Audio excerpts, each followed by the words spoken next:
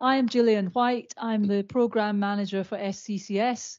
We're a not-for-profit group based here in the Climate Change Institute, and we're part of the School of Geosciences as well. Absolute pleasure to host everybody today. So our next talk is kicking off the technical results overview session, and this is from Courtney West, who's a project officer with Scottish Gas Networks, SGN, and he works in the Future of Energy group. So without further ado, I will hand over to Courtney. Thanks very much. Can everyone hear me okay? Yeah, great. Yep, so thanks very much for the introduction. I'm Courtney West, a project officer within the Future of Energy team at SGN. So I work on two sort of key projects at SGN, one of those being LTS Futures, which is looking at repurposing of our local transmission system to 100% hydrogen, and also some hydrogen storage projects as well. So my background's in applied geoscience. I studied the Geoenergy Masters here at Edinburgh University. I was the first year to do it, so yeah, it's nice to see some familiar faces and be back. So yeah, just going to give a couple of introductory remarks to the technical findings for HyStorPor and really give some insight to the industry's perspective on why hydrogen storage is going to be such a critical part of our future system. So just a little bit about SGN. For those who may not be aware, we manage the gas networks in the south of England, in Scotland and in Northern Ireland. We deliver gas to 5.9 million homes through a network of 75,000 kilometres of pipework. So that's both high pressure in our local transmission system and low pressure through our distribution network. And that serves 14 million people and businesses every day. And that's the real key point that I want to illustrate on this slide, is the security of supply piece. You know, it's a key obligation of SGN and other gas distribution network operators that we provide customers with a safe and secure supply of gas. So yeah, it's a really key obligation for SGN that, you know, we keep our customers warm. So I know this has been covered in great detail by Grant and Nigel as well, but just to give a bit of an overview of UK energy and gas demand. As Grant sort of pointed out in this morning's session, our energy system in the UK is built on sort of three primary energy vectors, and that being natural gas, liquid fuels, and also electricity.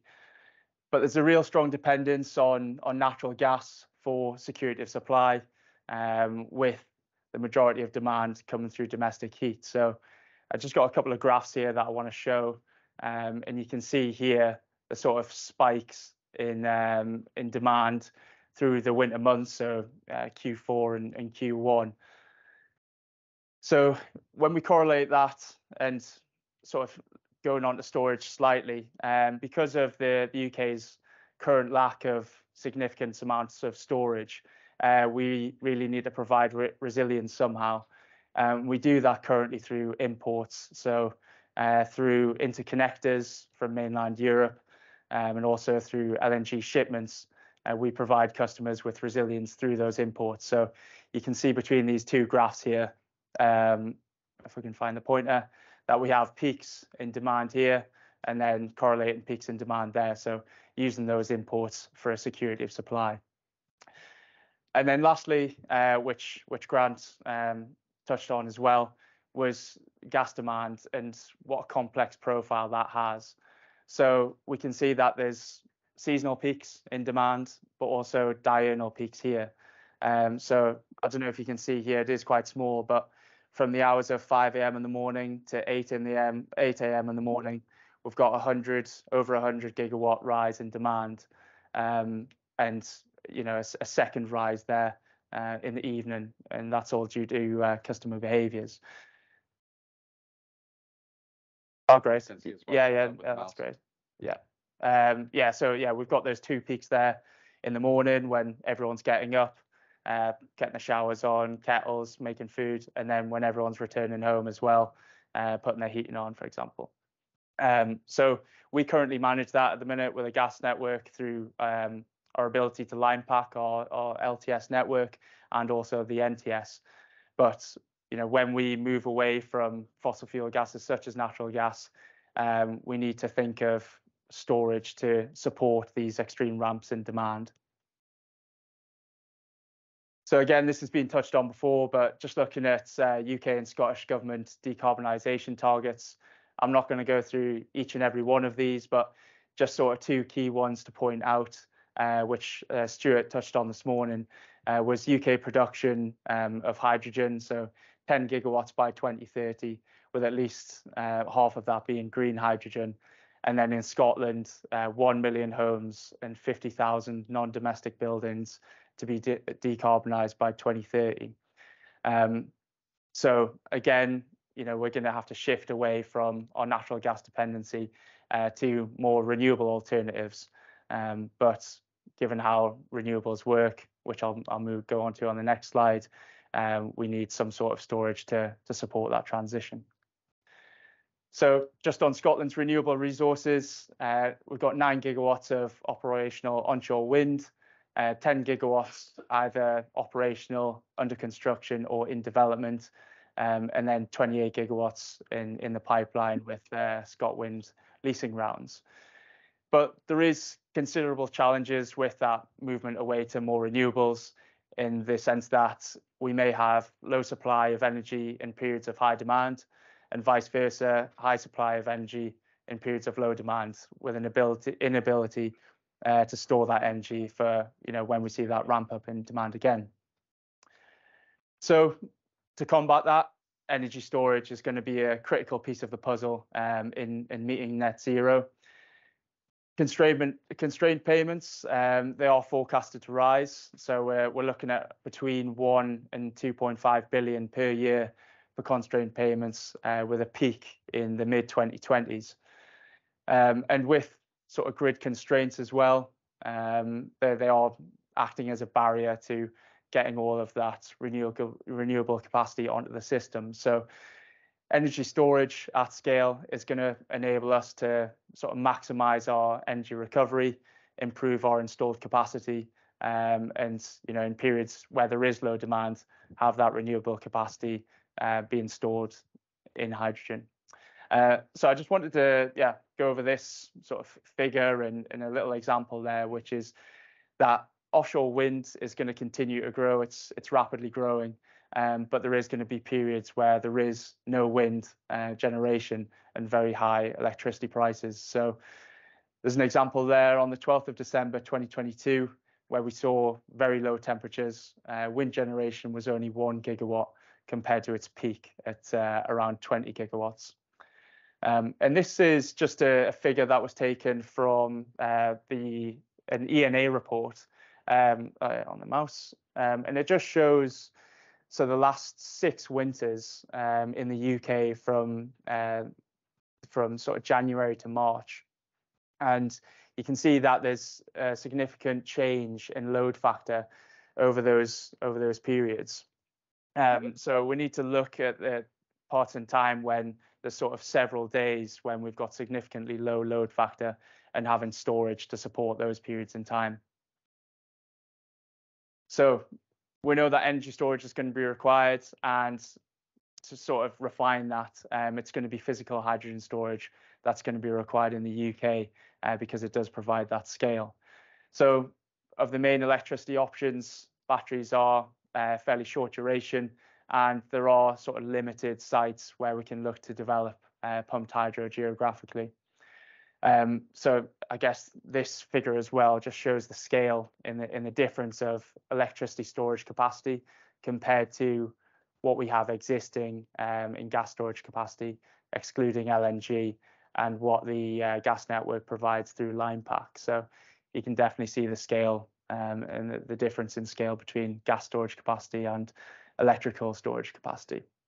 So hydrogen storage offers that solution to electricity grid constraints. It enables us to keep on installing renewable energy and maximize that by enabling us to store in periods where there is low demand. I just took this this bullet point. So this was from the long duration energy storage report for BEIS or DESNZ now, and it concluded that long duration storage solutions can reduce net zero system costs by between 13 and 24 billion a year. And that was with specific focus on hydrogen storage and also the use of hydrogen CCGTs as well.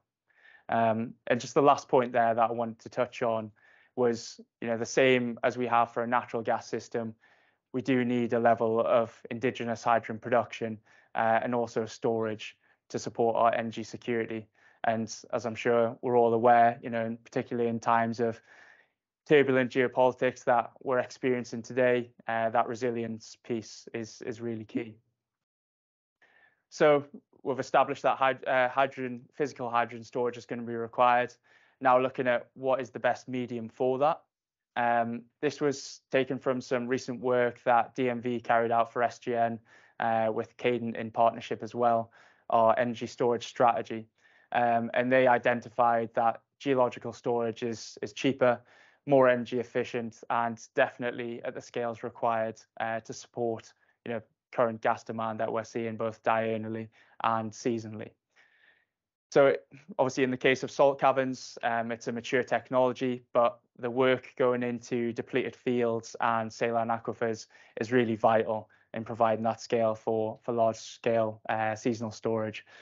So just to sort of go through these two figures, you can see there the massive difference in cost between cryogenic vessels, so liquefaction of hydrogen and hydrogen at around 700 bar compared to salt caverns, aquifers and depleted gas fields there.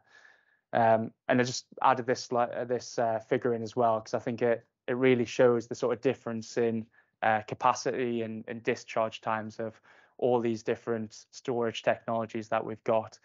And you can see there the huge capacity that hydrogen storage provides, but also the range in discharge times as well. So a bit of a whistle-stop tour, but just to act as a bit of an introduction on why we feel as an industry hydrogen storage is really going to be a key part in the puzzle of reaching those goals of net zero. And yeah, that's all the slides I have. I'd just like to now pass on to Catriona to provide a bit of an update on some of the work that we've been doing as well together with Edinburgh University on our hydrogen storage database and how identifying potential storage locations can integrate with our future energy network. So yeah, thanks very much for listening.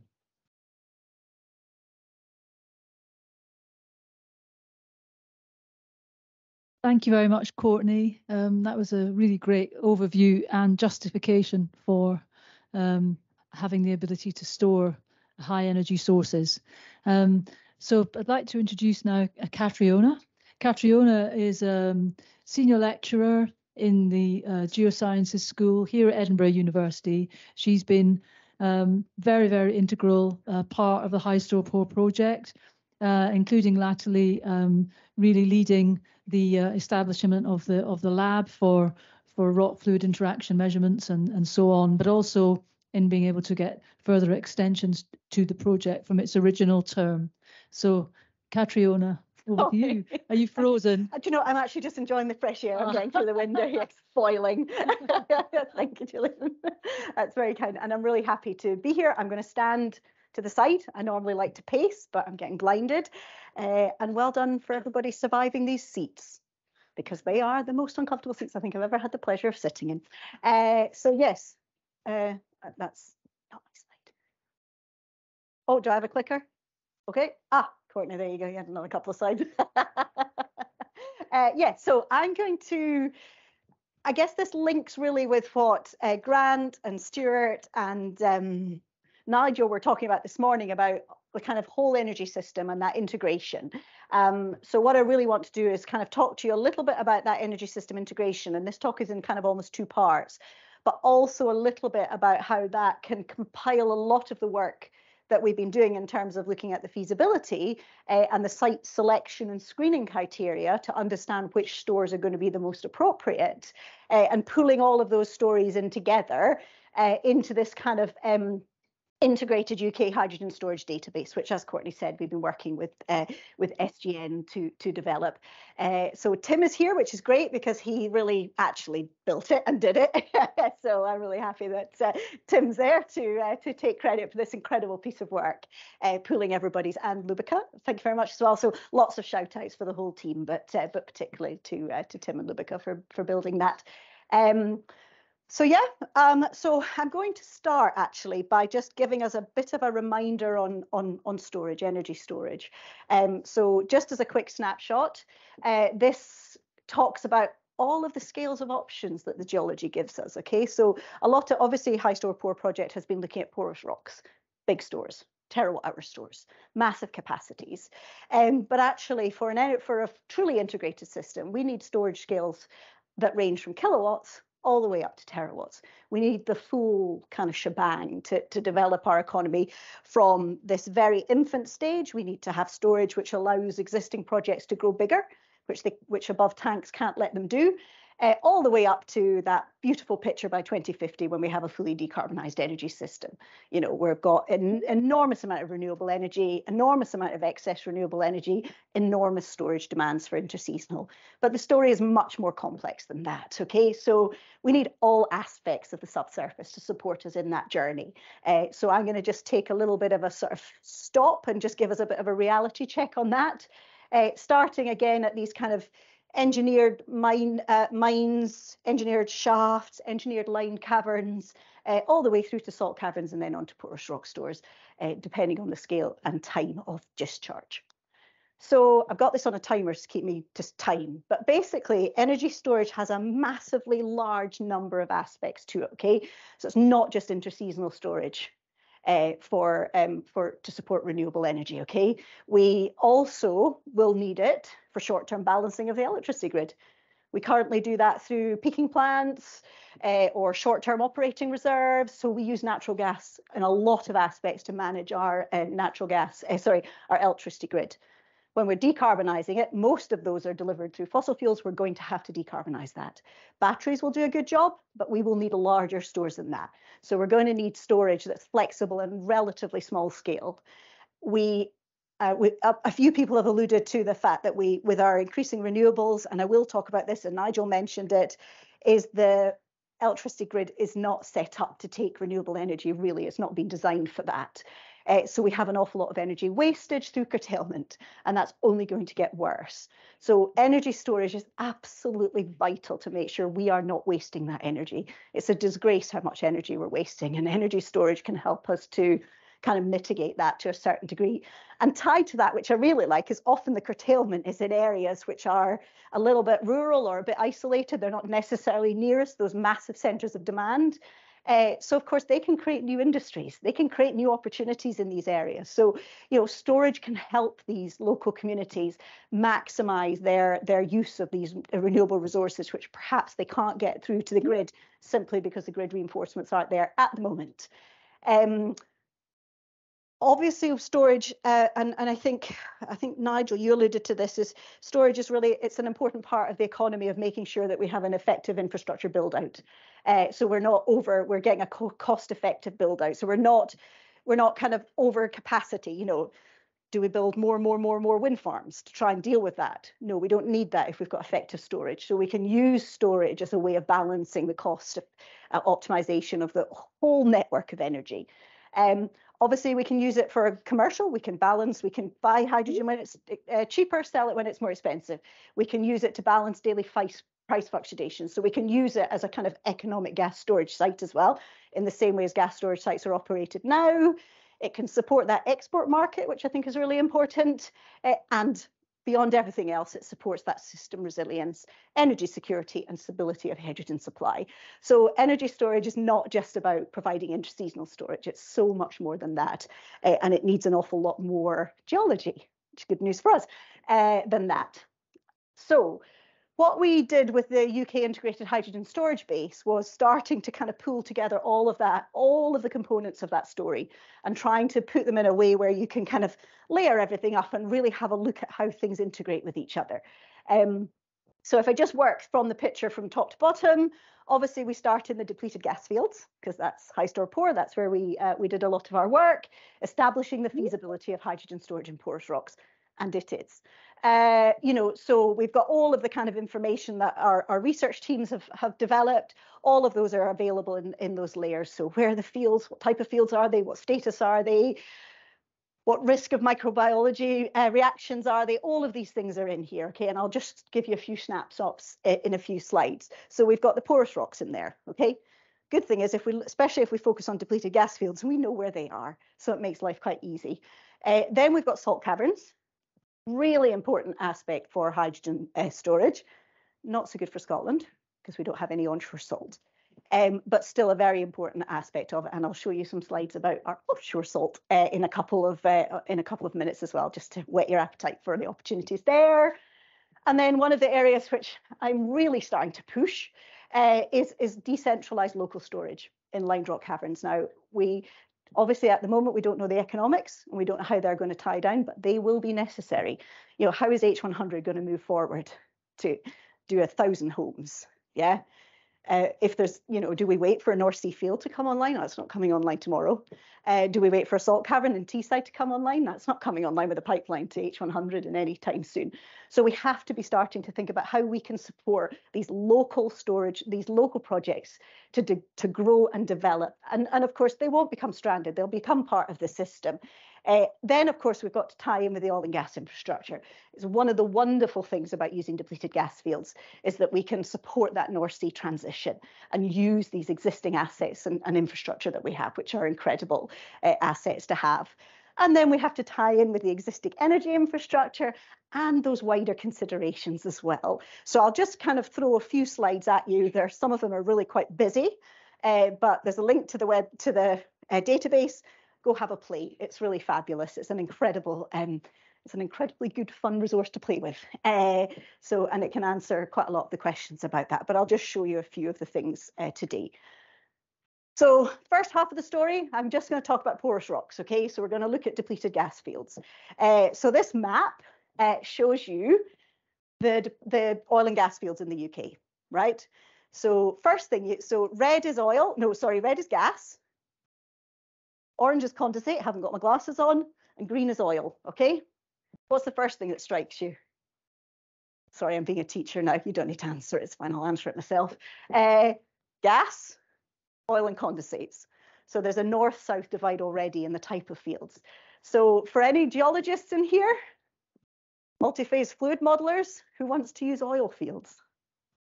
Any hands? No. It's hard enough using gas fields. So this might be an issue. And also, we've not banned plastics. We might have banned burning gas, but we certainly haven't banned plastics.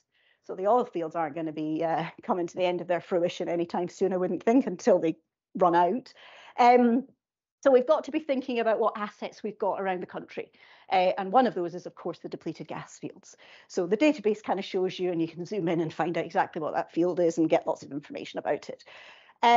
Just for anyone who's interested, there's a reason why there's a north-south divide. It's simply to do with the maturation and type of the organic matter that was deposited in the first instance that our hydrocarbons came from. Okay, so if any of you were thinking, why is there a north-south divide? Basically, depending on whether the organic material came from the ocean, from plants, or from lakes, and depending on how deep it was buried, how hot it got. And that's what controls whether a hydrocarbon field is oil-prone or gas-prone. So, okay, so we know where our depleted gas fields are. For this database, we also incorporated condensate fields because otherwise it would have been a very empty picture for Scotland. So we included condensate fields in there. So condensate fields are basically a sort of heavy gassy, oily type field. So we can't take fields which are already being used because they're already being used. So, if the operator is nowhere near the end of its life, we haven't got those available to us, no matter how lovely they are. So we have to be considering about the field status and where it's coming from. And we also need to be thinking about the degree of depletion. So if you think about operating a gas storage site, you need to have some cushion gas in there already, because, you know, as you inject your gas in, you want to have a drive, a pressure drive that brings it back out again when you produce it. So that's your cushion gas. So you need that pressure in there already to operate a gas storage site. So we really need to think about that level of depletion in our fields. And one of the things that I think will become very important as we come forward is this depletion tipping point. I don't know where that is at the moment. I haven't done the maths. But at some point, you're going to reach the point, and Rough was about to, where you just don't have enough pressure maintained by the existing gas in your reservoir, and you're actually going to have to put more gas back in there to provide that drive. So that's going to be a really important part of the decommissioning story of some of these fields. You know, is it worth stopping at a point? Because to fill it back up again, to make it operate as a gas storage site, might require you to buy some gas to fill it back up again, to deliver the pressures that you need. And then, of course, for a very depleted field, that's probably very good news for CO2 storage, because you've got a lot of pressure space there. And that's what you want for CO2 storage. So these are quite important ones. And then the last aspect of that field status really is ones that have already been identified for natural gas storage. So Andrew's going to present his amazing work on discussing that very pragmatic approach, which I think is actually the one we really need to take, is that sites that are already used for natural gas storage. Not all depleted gas fields will be suitable as a gas storage site. A gas storage site requires quite a unique set of geological circumstances for it to be commercially operated. So yeah, so Andrew will talk about that and the excellent work they did about that pragmatic approach. But anyway, these are some of the things that are in that field status screening. Pipelines as well. So we need to start thinking about the pipelines, you know, because a lot of them are in use. So on this picture, you can see that the black lines are abandoned pipelines. They may be in various stages of dismantling, so may not be available. Blue lines are active, and then red lines are not in use. Okay, so the not in use means that there are still pipelines there. Yeah. So the database, you can zoom in and you can start to see if there's a field you think is interesting, is it connected to a not in use pipeline? Because again, we're never going to be able to get our hands on a pipeline that's actively in use unless it's part of the decommissioning program. And the good news is really, you know, because the Dolphin project is amazing. I love it, right? Trying to do electrolysis offshore on depleted gas or depleted on oil and gas infrastructure is fantastic. But I suspect to start with, we're going to have to bring the electricity onshore to then produce the hydrogen, and then we're going to have to get it back offshore to storage, okay, for depleted gas fields. So that's really why we need these pipeline connections, because they are likely to have, the electrons will come onshore, the molecules will go back offshore. So we really need these pipelines, and we need to understand their status. So the good news is we do have quite a lot of pipelines that connect all of these really nice fields. So all good. And you can have a look at the database to see how that maps out. So Aika is going to talk to you about our work on microbiology screening. So I won't dwell on this picture, but essentially, in fact, I won't dwell on this picture at all because Aika will tell you all about it. But we can use, so a lot of the work that the whole team in HyStorPor has been doing is really to kind of establish those envelopes whereby we can mitigate any of the risks that we identify. So one of those risks is microbiology. So we understand from the life limits what those are, and then we can apply them directly to the field conditions, and we can identify which fields are more or less suitable for hydrogen storage. But I'm going to let Aika tell that story. So I'm now moving on to salt caverns. So I just don't, you know, I could talk for hours for depleted gas fields, but I better not.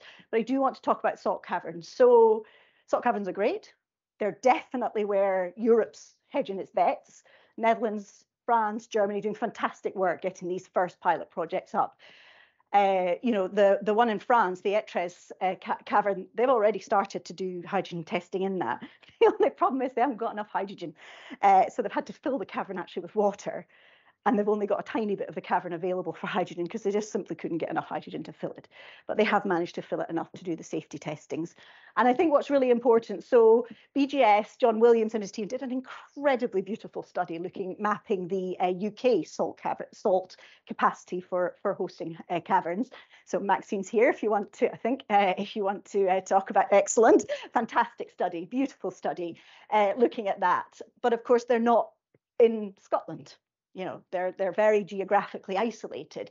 So for Scotland to take advantage of these, we need a pipeline. Is there a pipeline? Or plans for a pipeline? Who knows? That's definitely above my pay grade. And even in Europe, so Delaria Kogallen did a beautiful, again, a sort of a mapping of all the salt in the European Union. But again, you can see it's very geographically limited in its distribution. So not everybody has it. And for Delaria, only 20% of that salt is onshore. So there's even less available than we think. So, you know, it's not distributed equally, and often onshore it's quite challenging there's not as much as we would need or like. And we don't know how people are going to feel.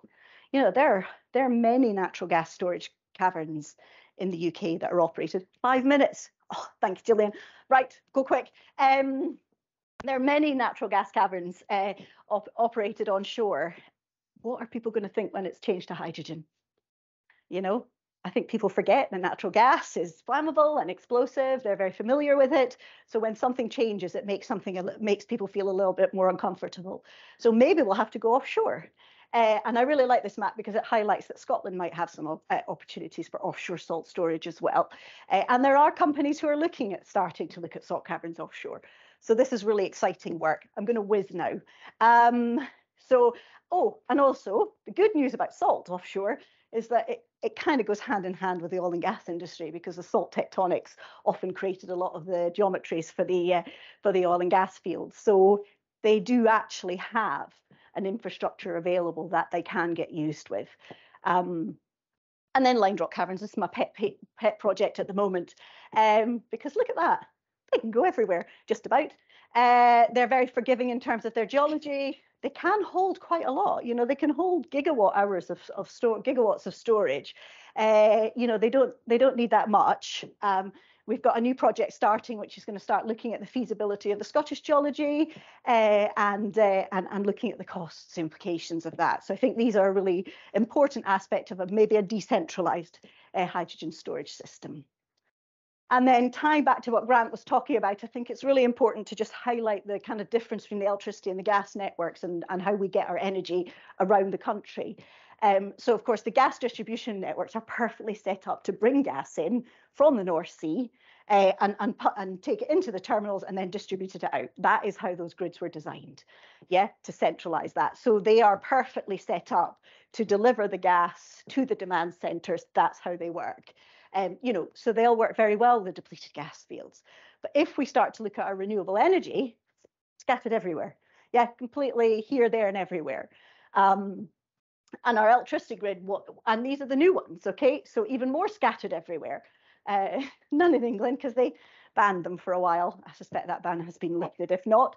But this is just to give you an idea of, so these are all the new ones, and these are existing capacities. So they're here, there, and everywhere. But the problem is the demand centers, the network, the electricity network is just not set up for that energy flow in this direction. And Nigel alluded to the boundaries. Those are the boundaries. So if you think about where all that offshore or onshore wind is, particularly in Scotland, look at the capacity across these boundaries. They're tiny. So this is causing a massive problem in terms of curtailment, because we just can't get that energy to the demand centers, which are generally down here. So this is a massive problem and is only going to get worse. 2.3 terawatts curtailed last year, year before last. You know, this is an enormous amount of energy that we really must not be wasting. We really can, we can use that. Okay, I've got 2 more slides, Julian, if that's all right. So this is just starting to put everything together. So this is starting to integrate. So similarly to what we've seen already, we've got our offshore fields, we've got our curtailment, we've got the wind site licenses, we've got our pipelines, and we've got our salt. So this is everything all together. So by looking at all of these, you can start to see where things might and might not be aligned. So to my eye, there's two areas that come to mind as a panic already, or red flag, is the Scotland licenses up at the top of the country, which have got very little infrastructure nearby, and this one down here. Yeah. So these are starting to, it's really important that we think about how we integrate our energy system, because it's not enough to have floating platforms that are producing amazing amounts of electricity. We have to be able to get that electricity to people who need it. Yeah, we need to get it to the demand centres. So we need to be investing in our infrastructure and getting that grid up to scratch as soon as possible. And an interconnector to Europe is not going to solve the problem, because if it's not windy here, it's not windy there either. So these are the kind of things that we really need to start thinking about. And then we've got CO2 storage, massively important, if not more important. Okay, we've definitely got to, work on our carbon capture and storage licenses and get that infrastructure. And they're also looking at the oil and gas infrastructure. So they want the pipelines, they want the storage sites. They can be a bit more forgiving in terms of the fields that they use and the aquifers that they use under that. But, it's really important. So this map here shows all of our kind of gas fields, or all the suitable gas fields, and also our renewable resources. And then this map here are our CO2 licenses. So that's all in the database as well. So you can start to see that those are there.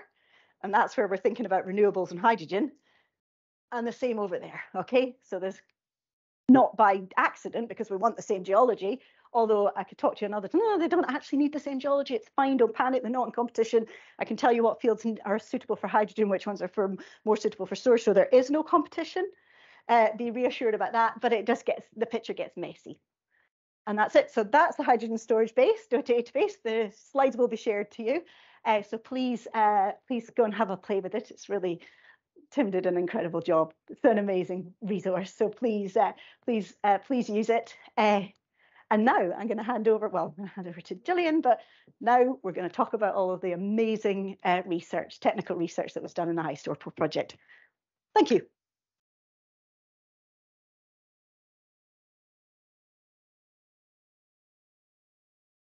I think we've got time for one quick question for Catriona, if anybody has. Online. Job of convincing you all it's fine.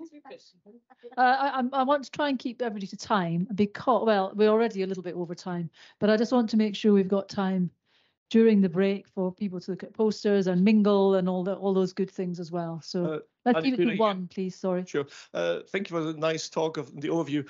About the cushioning gas, could it be something else? Could you use hydrogen as cushioning gas, or does it have to be methane? Yes, you can, or CO2. So there's an awful lot of rich, and it's possible Nicholas might be talking about alternative cushion gases. We've been doing a lot of work on that, so you will find all about that.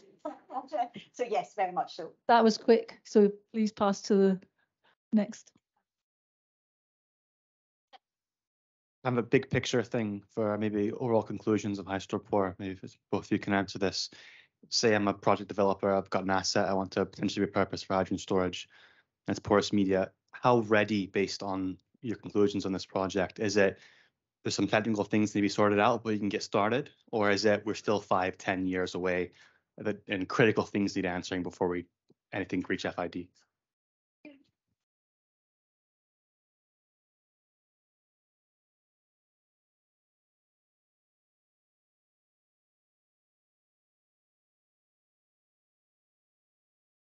And anything we can mitigate our way out of it, or plan our way out, or engineer our way out of it.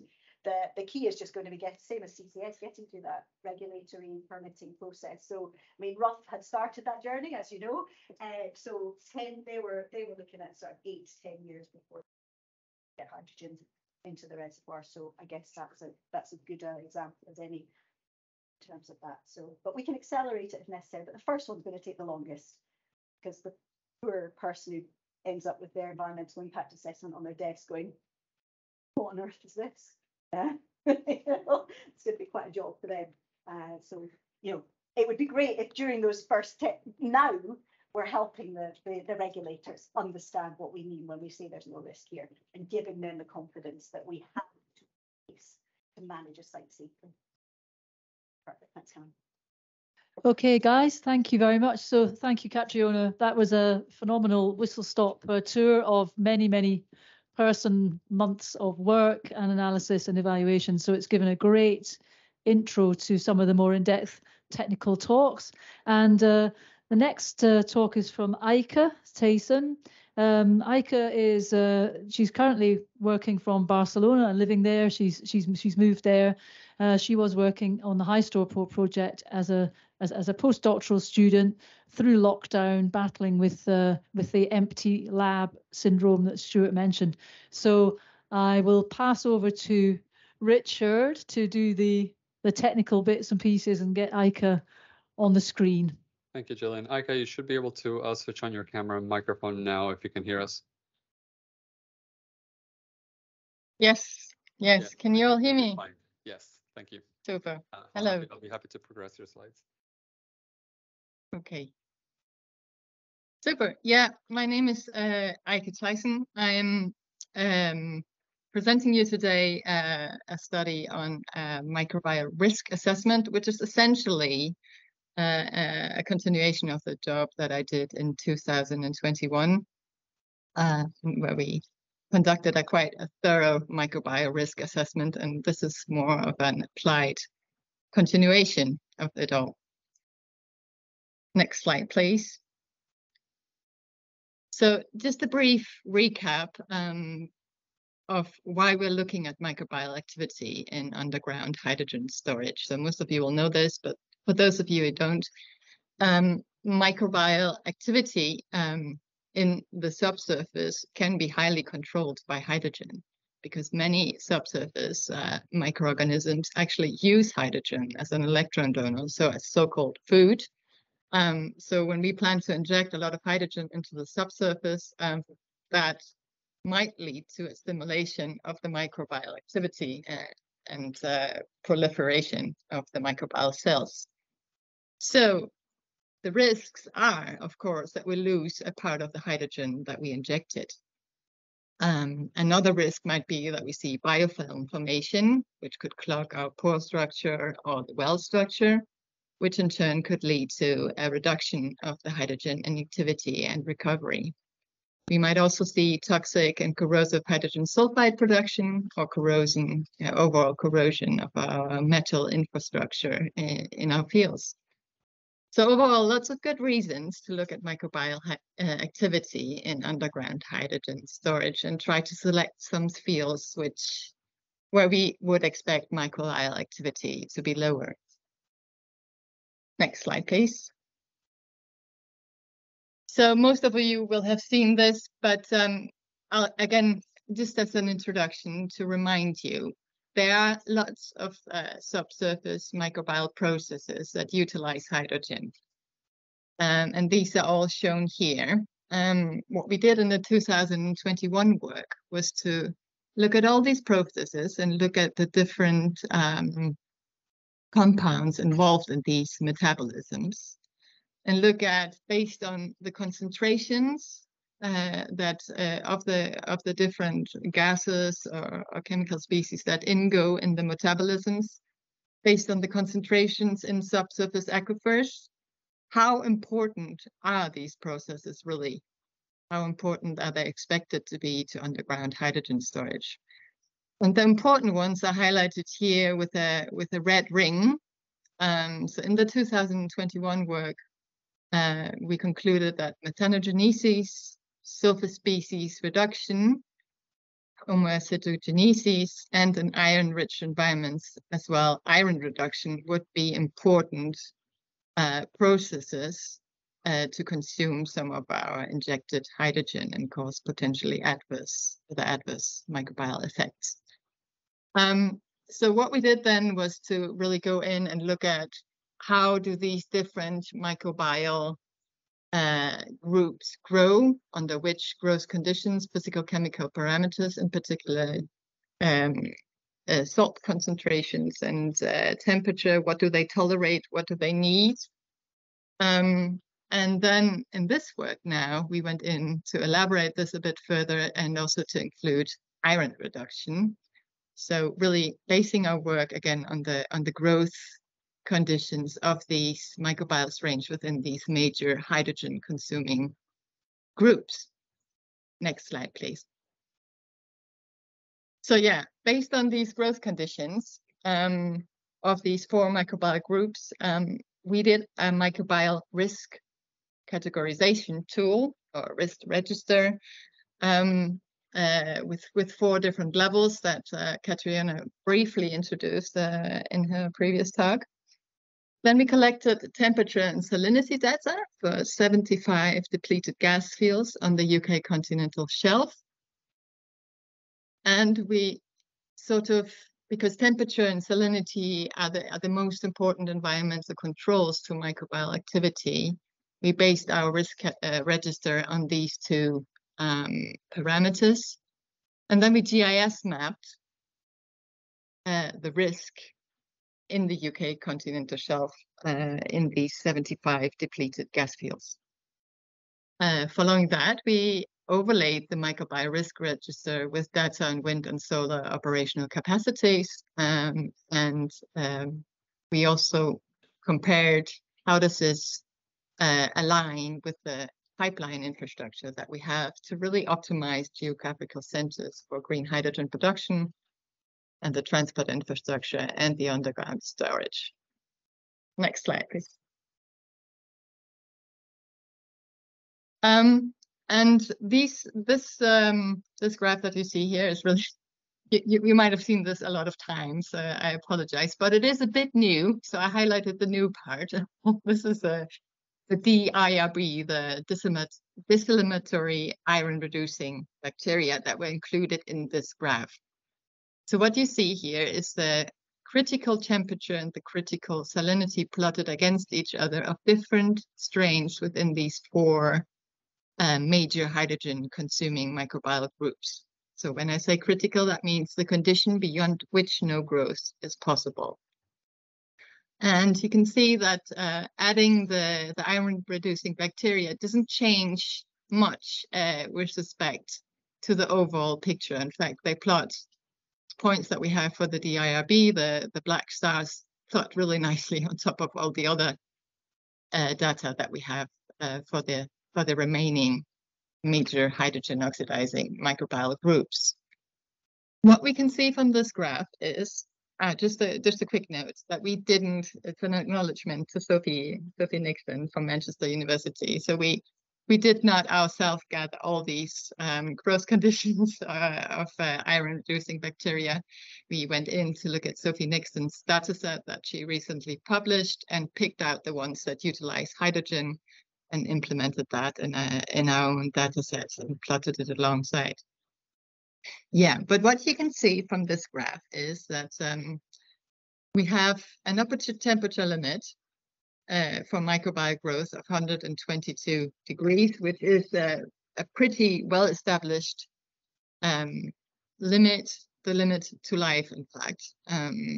So beyond this condition, beyond 122 degrees C, we can expect fields to be sterile. What we can also see from this graph is that combining temperatures above 55 degrees and salinities above 1.7 mole per liter really leads to virtually no cultivated microbial strains being able to grow. So this is what we depicted as the viability window for hydrogen storage here. So there's obviously much reduced risk here when we combine elevated salinity and temperature.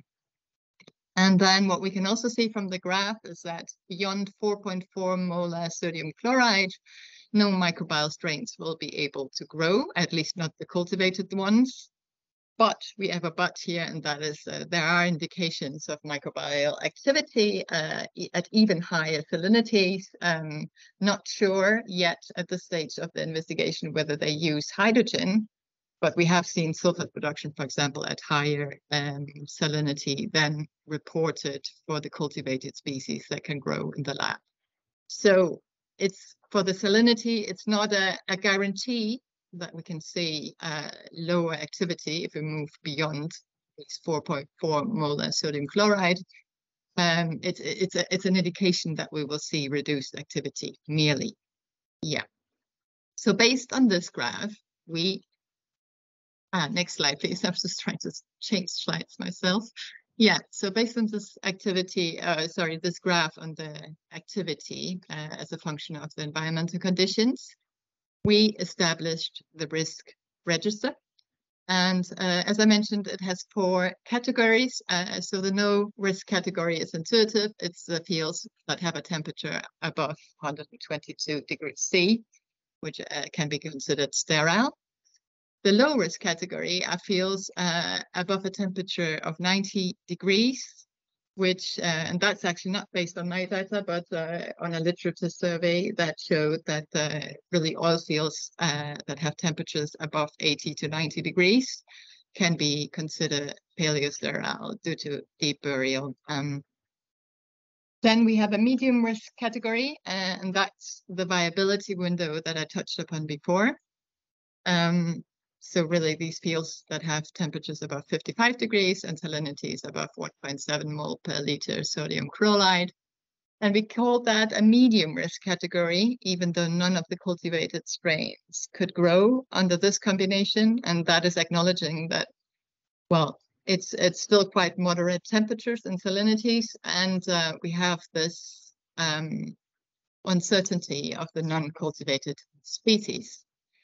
Finally, we have a high-risk category, and those are all the fields with temperatures below 55 degrees C, because that's really where the majority of the strains within these 4 major hydrogen-consuming microbial groups, really, they strive at the low temperature, most of these strains.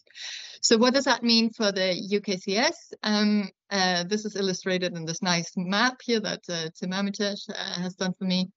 And you can see that 9 depleted gas fields of the depleted gas fields that we investigated were actually at no risk, which is good news. So there are some really safe places we can store the hydrogen. A further 35 fields are actually low-risk fields. 22 fields are medium risk, and then finally we have 9 fields that are high-risk fields. And you can see, for example, in the East Irish Sea, that is the case. We have only high-risk fields there. Which is surprising, one might say, due to the high salinity, but we have a very low temperature, and as I explained earlier, we have the uncertainty connected to the salinity, so that's why they marked high risk based on their temperature. Next slide, please. So this is also a graph that Catriona showed before. Just quick recap here. So we have the capacities of solar and wind and offshore wind depicted here on the UKCS. And we can see that we have quite a lot of capacity in the NNS in the Northern North Sea, but even more so in the Southern North Sea. And if we align this with our microbial risk register, then we can very quickly identify that there are many more fields to choose from in the Southern North Sea due to this distribution between oil and gas, north and south, that Catriona also touched upon. And also we have a very nice alignment between offshore wind production and these low risk and no risk fields in the Southern North Sea. Next slide, please. If we look at the not in use pipelines, so the decommissioned pipelines, then again, we see the same picture. We have quite a few pipelines that are not in use in the Southern North Sea, and they lead indeed to many of them lead to no risk or low risk fields. So that's a very good again, a very good possibility to sort of co-align production, transport and storage in the Southern North Sea, and less so in the Northern North Sea, unfortunately, where the majority of the pipelines are still in use. Next slide, please. So to conclude, we had on the UKCS, we had 9 fields, 9 of the depleted gas fields that we investigated, which were at no risk. 35 fields were at low risk. So these are primarily the ones that we would recommend for hydrogen storage from a microbial point of view. Then we had a further 22 fields at medium risk. If you remember the medium risk category, that was the viability window that I showed earlier in the microbial growth graph. So we wouldn't completely, how do you say, we would still consider fields that fall within the medium risk category. However, for both the medium risk category and the low risk category, I would recommend a careful evaluation of the microbial community. And this can simply be screening, taking a sample and screening for the DNA to see which microbial groups are present. Do we have an important fraction of hydrogen consuming microorganisms? Then perhaps a medium risk field might not be chosen. And but if it's not present, if we have a majority of other species fermenting or any other type of microorganisms, one can indeed consider medium risk fields as well. That's our recommendation. So finally, alignment with the wind farms and the out-of-use pipelines suggested that low risk and no risk fields in the southern North Sea are the most suitable candidates for hydrogen storage. Next slide, please. So this is the article that just came out from this work just a couple of weeks ago, so really fresh hot off the press. And at this point, I don't want to say any much more, apart from just acknowledging my dear co-authors, which have all contributed lots to this work. As Katerina mentioned, Tim and Lubica have made this amazing database of the gas fields and the oil fields, and Tim has done all the GIS mapping. So amazing work, everyone. Thank you very much. And if there are any questions, I'm happy to take them. Thanks.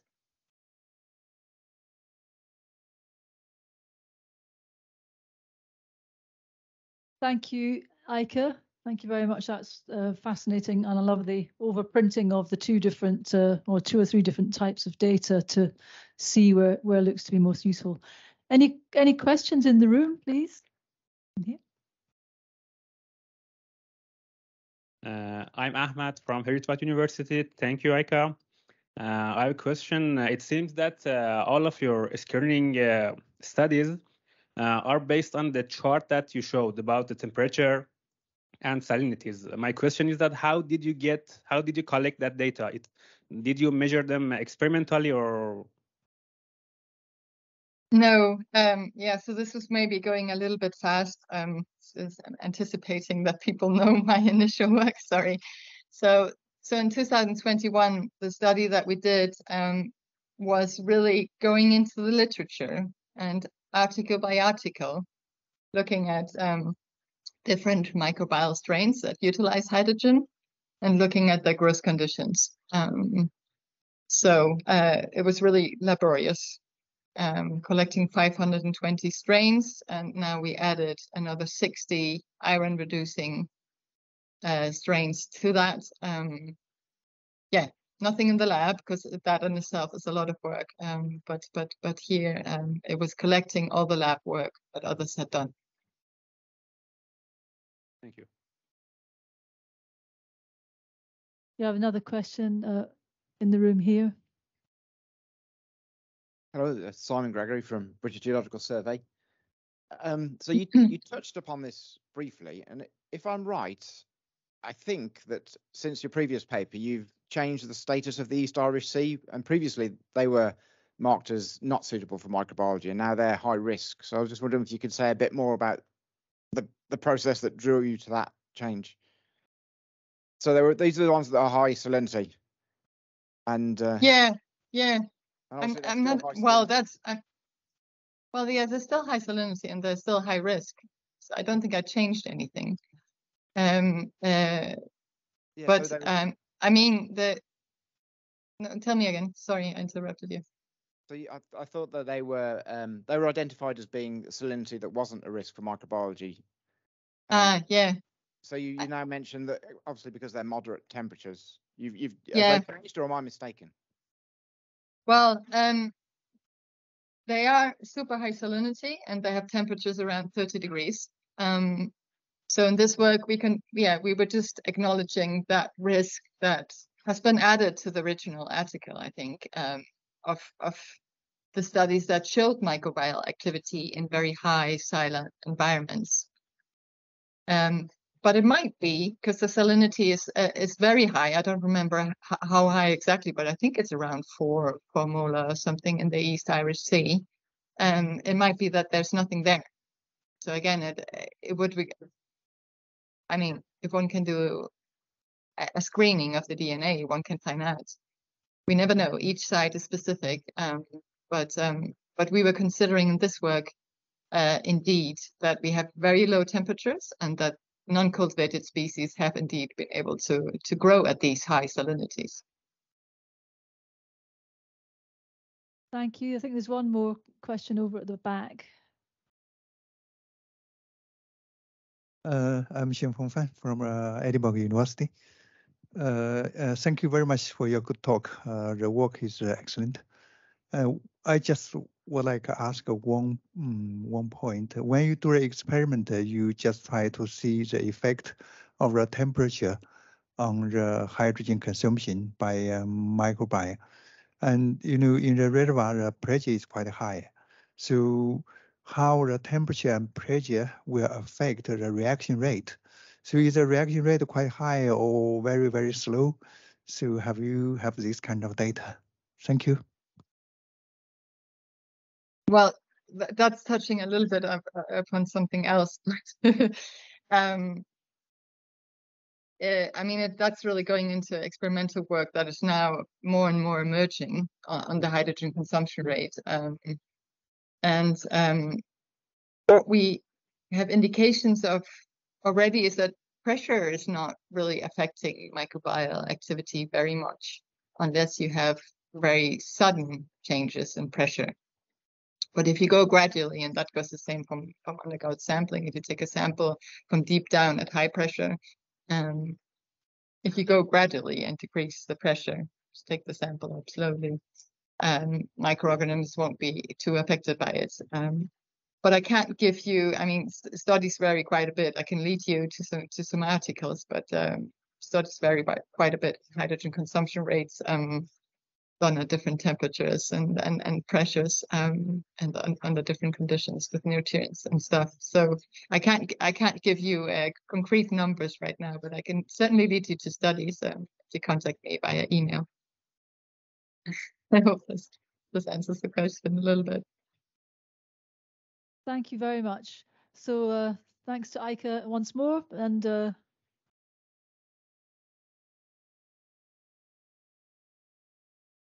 so next up, which is the last talk before we break for coffee, Nicholas Heinemann.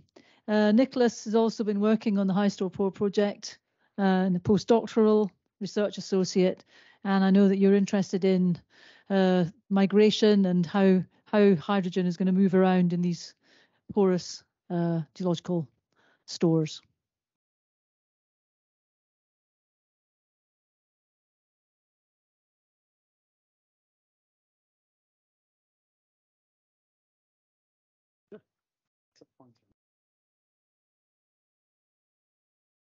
It's fine. That's here. That will be on both. Right, cool. Okay, you can hear me? Very good. Yeah, thanks for being here. My name is Nicholas Heinemann. I'm a research fellow at the University of Edinburgh. So I'm a geologist by training, but for the HyStorPor project, I did a lot of simulation work and also worked a bit on capacity, which is the work that I want to present today. Yeah, I need to thank the hydrogen storage team at the University of Edinburgh and elsewhere. We have been working as a team for the last 4 years, and you know it's been quite a ride, and it was good fun.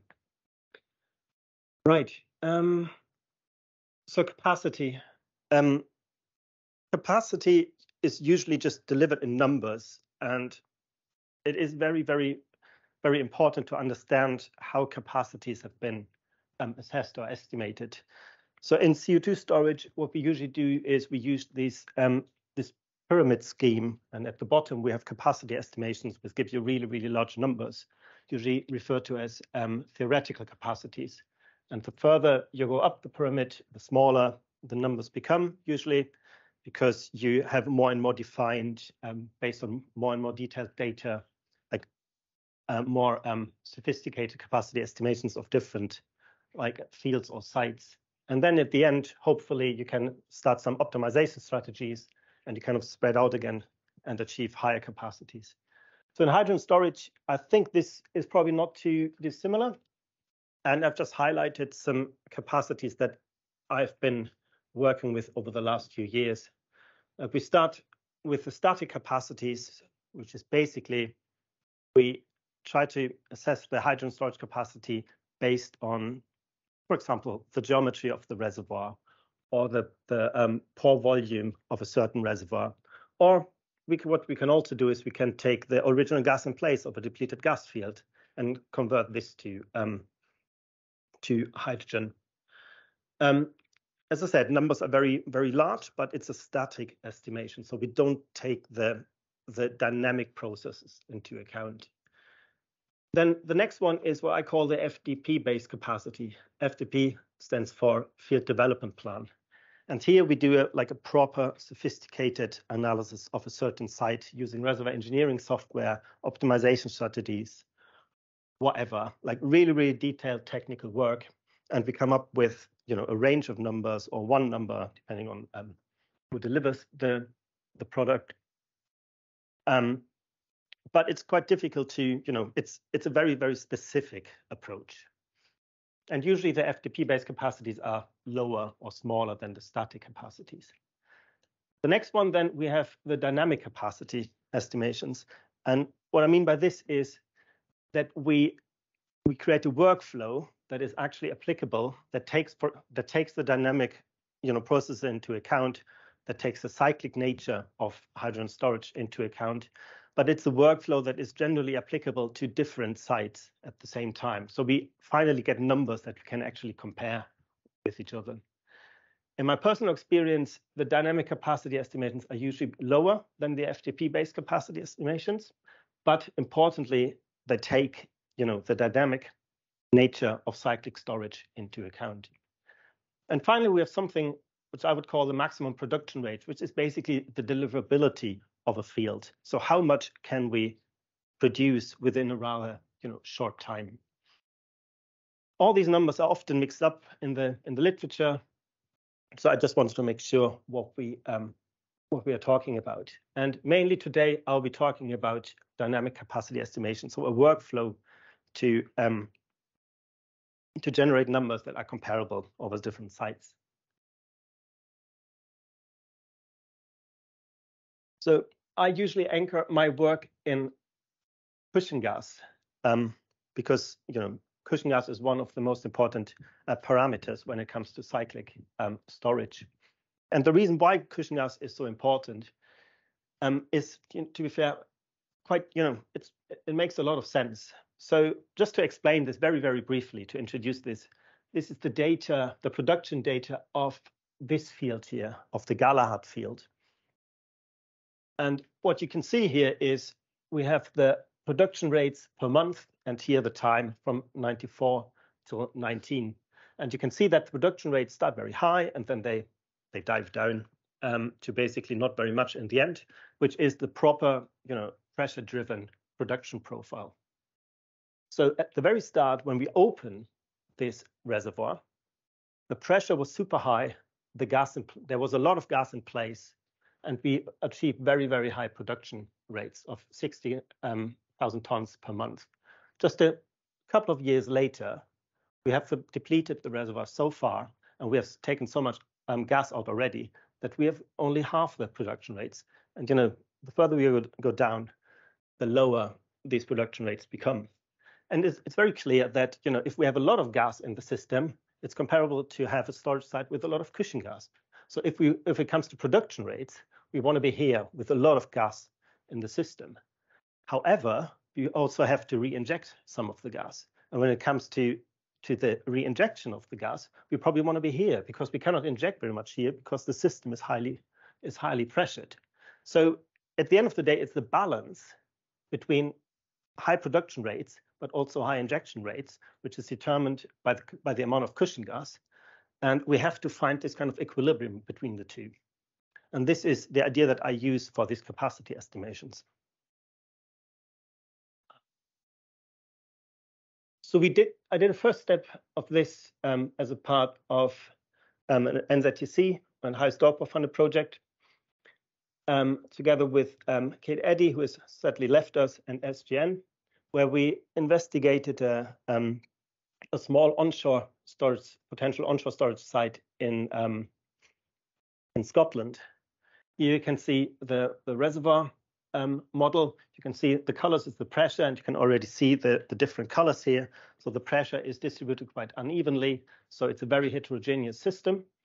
And what I did is I loaded this into a software, and I used one injection, one production well, and I gave this an open system.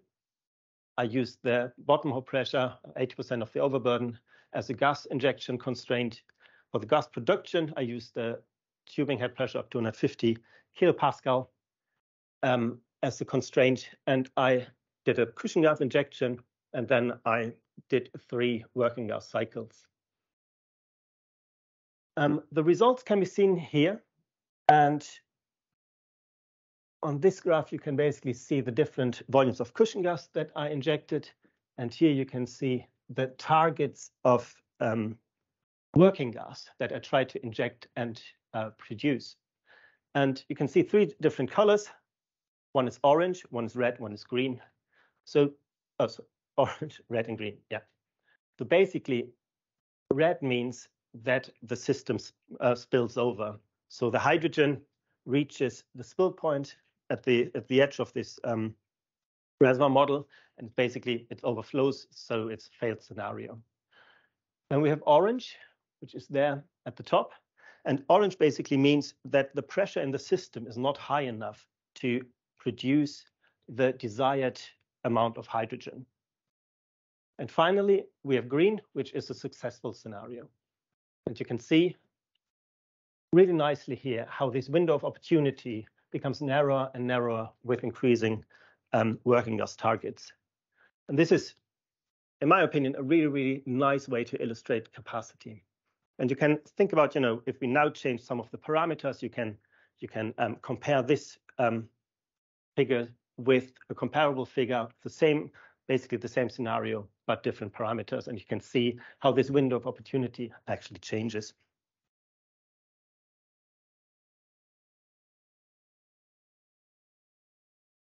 Okay, so I then moved on to have a bit of a more flexibility capacity estimation, and for that I used the rough field or the rough field model that we got provided by Centrica, the Centrica storage. So I don't really have to say very much about rough, I suppose. It's a very deep Permian Rotliegend sandstone reservoir at about 2,700 meters depth. It's 10 to 15 kilometers long and 3.5 kilometers wide. It's actually not very thick though. The reservoir is composed of aeolian and fluvial sediments. It's sealed by faults and by the Zechstein salt. It started production in 1975 and then later was turned into a storage site. And the first injection was achieved in 1985. Then in 2018, storage in rough ceased. And then a few years later, suddenly people realized that gas storage is still important. This is the reservoir model of the rough field. You can see this here, the color is porosity, low porosity, high porosity.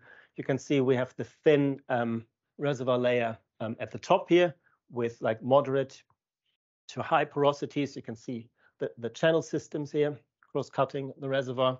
And underneath we have the low porosity shale, which is a part of the reservoir, which is a part of the model. And there is actually quite a bit of interaction, or quite a bit of interaction between the reservoir and the shale during the storage operations.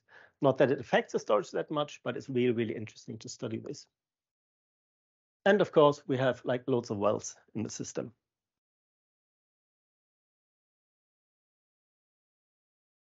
So what did I do with this? So the original black oil dynamic reservoir model, and that's what I got from Centrica, including all the production and the storage schedules. What I then did is I added a 5-year depletion cycle controlled by the tubing head pressure. So I kind of depleted the reservoir to a reservoir pressure of roughly 50 bars. Then I transferred this black oil model to a compositional model, which obviously includes that I need to design new PVT conditions or PVD characteristics for the in situ fluid. And you can see here the blue line is the black oil. It's based on the black oil data, and then I created a fluid model that kind of fitted those data. Then I added hydrogen as a component to the system. So basically, I've got a 2-component system in my gas phase, and I then changed the well pump curves from natural gas well pump curves to hydrogen well pump curves, and used an equation of state as well.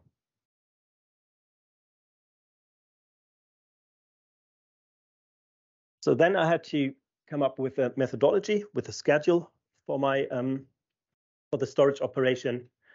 And what I did is I started with the cushion gas injection, and the cushion gas injection lasts a maximum of 16 months. I ran different models with different cushion gas injection durations. So there's different volumes of cushion gas depending on the scenario. The main constraint for the injection is the bottom hole pressure. And what I did is I used the bottom hole pressure. So I went into the original data of the rough field, and I extracted the maximum bottom hole pressure that each of these wells experienced during its lifetime, and used this as the main constraint for the injection. Then I have a 5-month break, and then I start with my working gas storage cycle. So I've got 4 months of injection.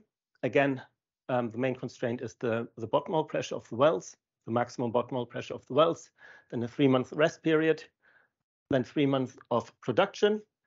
This time I used the minimum bottom hole pressure that these wells have experienced, or that the production wells have experienced. And then I have a 2-month rest time, and then I start again. So overall, I model 5 different cycles.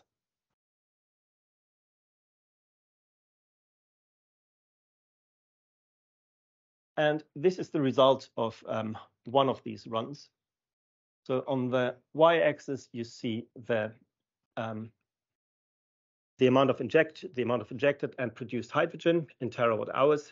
And on the x-axis, you see the first step is the cushion gas injection, and then we have the 5 different storage cycles.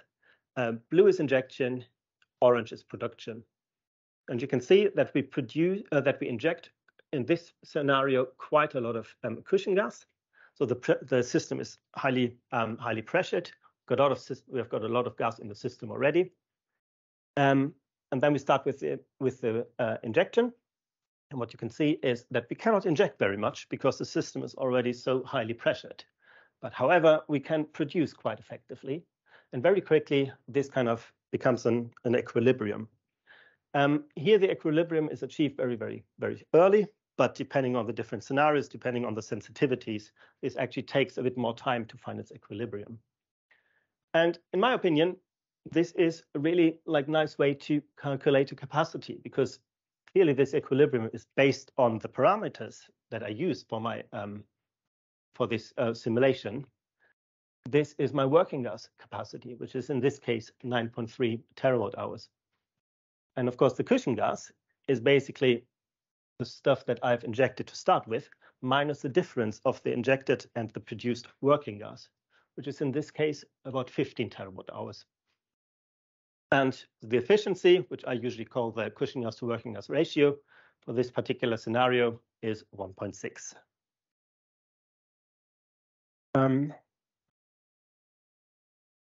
I've also highlighted here the purity of the reproduced hydrogen. I think people are often quite interested in this. I would take this number. Well, first of all, these numbers are very, very high. It looks very good, but I always would take this these percentages with a pinch of salt. The reservoir model consists of extremely large cells, so there's a lot of dispersion effects in the model.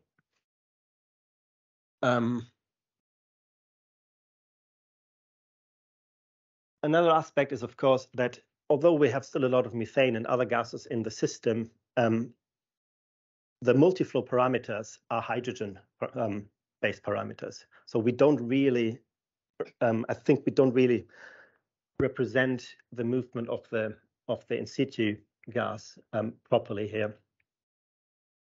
And finally, of course, the main reason why this is so high is because I depleted the initial gas reservoir to a pressure of 50 bars. So there is just not that much natural gas or in situ gas left. People usually get quite excited by the fact that the purity increases with time, but of course this is just a consequence of the fact that we produce a gas mixture and we re-inject hydrogen. So the more cycles we have, the purer the hydrogen in the system, or the purer the hydrogen in the system comes.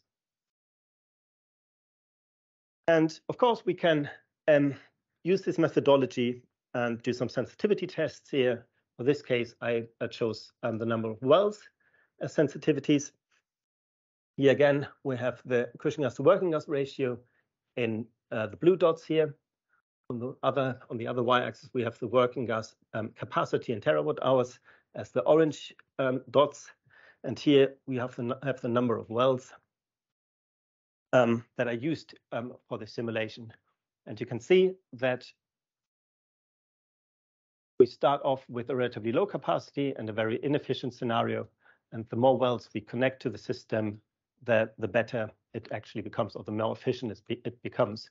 However, it kind of reaches some sort of plateau at about roughly 20 wells.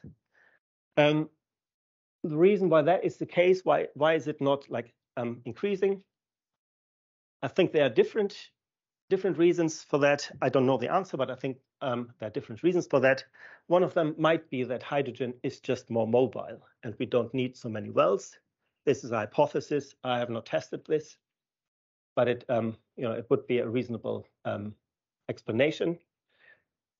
Another explanation is the quality of the wells is from here very high quality wells to here low quality wells. So the really productive wells are the ones that are kind of connected to the system first, and the ones that are added here at the end are the not so productive wells. So you don't really expect a lot of changes here. And then finally, I would say the final explanation might just be that maybe some of the wells are just not there to increase the kind of 3-month capacity, but they are there to for the maximal discharge over maybe a day of production. And this is, of course, not captured by this capacity estimation at all. Okay, that's the last slide. So I just wanted to highlight some aspects of work that that's currently going on, but also next steps. I'm currently working quite a lot on cyclic storage in heterogeneous reservoirs. We have a couple of projects there. There's also some posters if you're interested. Then something that kind of came out of really, really good discussions with the fantastic SCCS advisory board is some ideas of using some of the Cushing gas as an emergency backup for the next gas crisis, and maybe also give some like positive financial incentives to have more gas storage or more hydrogen storage in the future. And then finally something on how to optimize the use of alternative Cushing gas. This is some work that I've been doing with Harry Williams and Tariq Rashwan from the Open University. And you there was a question already with the last talk about the use of alternative cushion gas. And well, we all know that one of the main risks of this is the mixing of the hydrogen working gas and the cushion gas, which might be CO2 or whatever. And on this project, we work under the hypothesis that it is not the injection and production rates that determine the mixing, and it's not the heterogeneity of the reservoir that that mostly determine the injection rates, but the mixing rates. But it's mainly the overall size of the cushion gas to working gas interface. And what we are trying to do is to minimize this interface by using the architecture of some of the gas fields in the North Sea.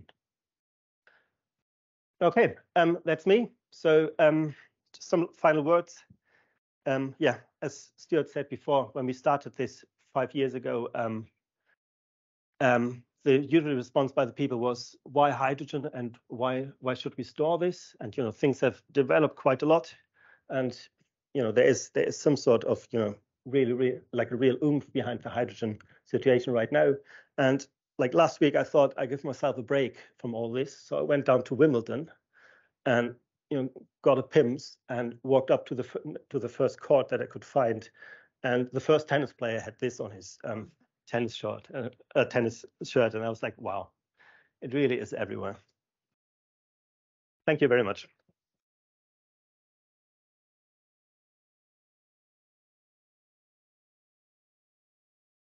Thank you very much, Nicholas. That was great and keeping to time. I think seeing some actual simulation results there is really illustrative, and you brought a lot to life there for me on the role of cushion gas and where it sits and so on. I can see we have a question online from Efeng Gemwe. Testing my. Shall we go to them? Nicholas Fengongwei, I've just allowed your microphone. You should be able to unmute yourself.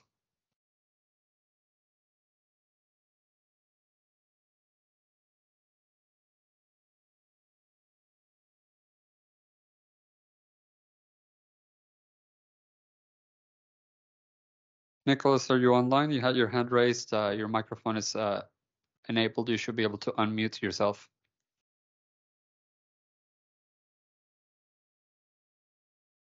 There's another question come through in the meantime from Bejat. Bejat, I've enabled your microphone just now. You should be able to ask your question.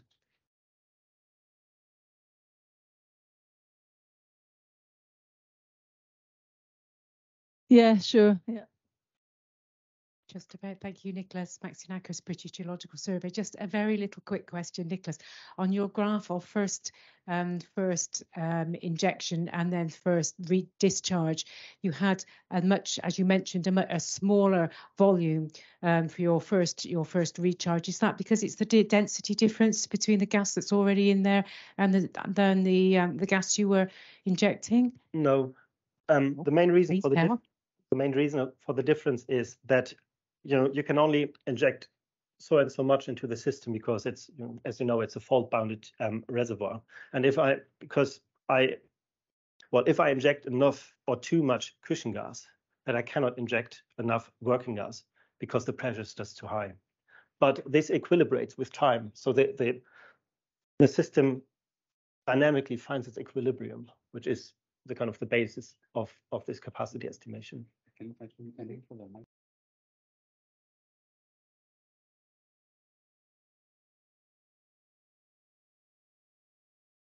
Hi, Nicholas. Mark Wilkinson, Edinburgh University. Just curious, how does your dynamic estimate compare with the published one from the AMID paper? Have you compared them? I don't know the one from the AMID paper, but if someone here from Centrica? Centrica Storage. Would it be nice to see what they have calculated for there? But I think the AMID paper did a very different approach and looked at discharge rates only, didn't they?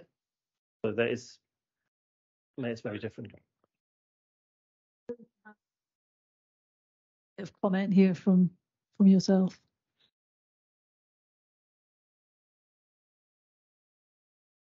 Yeah, hi. Thanks. Very interesting paper. I'm Heikki Jutila from a company called Exceed, and we're doing the subsurface work for a reactivation. And I have some comments which I maybe should take offline with you to discuss the modeling. Yeah, but I think the Centrica plan was to build up the capacity from 3.3 terawatt hours to 10 over a number of years as hydrogen becomes available. We did lots of work about trying to work out what cushion gas should be used, whether CO2 EGR is feasible and stuff like that. So I probably can talk about it later. But anyway, the idea was to take it up to 10 terawatt hours. So yeah, the answer there was that the idea that Centrica had was to take it to 10 terawatt hours. Yeah. Well, it's fine by me. Yeah. Thank you. Bejat, do you still have your hand up?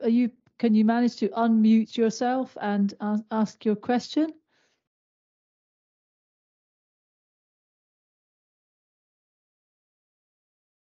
I think, yeah, we've. Yeah. Okay, guys. Thank you very much indeed, Nicholas. That was fantastic talk. We have a 30-minute coffee break. We seem to have managed to catch up with our time. So please enjoy some time to mingle and check out the posters in the foyer. Thank you. I'd now like to introduce Andrew Kavanagh, who is also a postdoc research associate in the School of Geosciences. Andrew's going to talk about the European Hydrogen Storage Database, which is part of the HyStorPor. I've heard it pronounced several different ways. Maybe we're going to hear some more ways of pronouncing it in the next few minutes. So over to Andrew Kavanagh. I think it's great. Thanks, Gillian. Hello. So I think it's pronounced as in let us pray. So HyStorPor. This is work I did with Mark Wilkinson, who's in the room, and two colleagues at TNO in the Netherlands, Hamid Yousefi and Remco Grunenberg. So we worked together during lockdown, building a database of hydrogen storage across Europe. A couple of headline metrics. The database consists of 140 natural gas sites, so both the existing ones and a much smaller number of planned sites. And if they are converted to hydrogen, they would give us around 420 terawatt hours of hydrogen capacity, storage capacity. So that would be for the European and UK population, about 500 million people. So that works out around 8 gigawatt hours a person. And I was looking on Google earlier today, the average person uses around 30 gigawatt hours of energy, electricity, heating, transport a year. So the 420 terawatt hours seems like quite a lot. However, the forecast demand for 2050 for hydrogen across Europe is 3 petawatt hours, so 3,000 terawatt hours. And we estimate that the additional storage requirement is 250 sites and 1 petawatt hour or 1,000 terawatt hours of storage. And so the database really informs one of the main results from HyStorPor, which is this map, and you can access the database and all the analysis at the HyStorPor website. So you can download the report, and then this map is also an interactive ArcGIS atlas. So it's quite a nice piece of work done by Hamid. So looking at that map in detail, this is our prediction of what 1,000 terawatt hours of hydrogen storage would look like across Europe based on our analysis and our main assumption. And our main assumption is that hydrogen storage will not look that different from natural gas storage. That's the main assumption. So 1,000 terawatt hours, there's really three layers to this map. the first thing you'll see are those grey arrows. So they all come in from the North Sea, so wind, from Eastern Europe, so that's wind, and then as you come into the south, solar and wind, and then again across Southern Europe and North Africa. So all kind of coming into a very large greenhouse in the Netherlands, apparently, but certainly that centre of industrial activity and high population concentration in northwestern Europe. That's the first layer of the map. The second layer of the map are those bubbles, and you'll see that the bubbles have different coloured rings around them. So the green rings are depleted gas fields. So these are clusters where the clusters are dominated by depleted gas fields. And the blue rings are clusters dominated by aquifers. And so our analysis estimated that around 80% of the storage will be in depleted gas fields, 10% in aquifers, and then another 10% in salt. So we weren't meant to look at salt, but actually to round out the analysis, we looked at salt. So we didn't quantify the salt, but you can see those purple triangles from the east coast of the UK and then across northern Europe. So that's Zechstein salt. And then there's the Rhone Valley in France and then northern Spain. Those are the main areas where there'll be salt cavern storage. But again, about 80% in depleted gas fields and then 10% in saline aquifers, really centered around France with some in the far north and some in Spain. So that's the second layer of the map. And then the third layer of the map is actually a graph.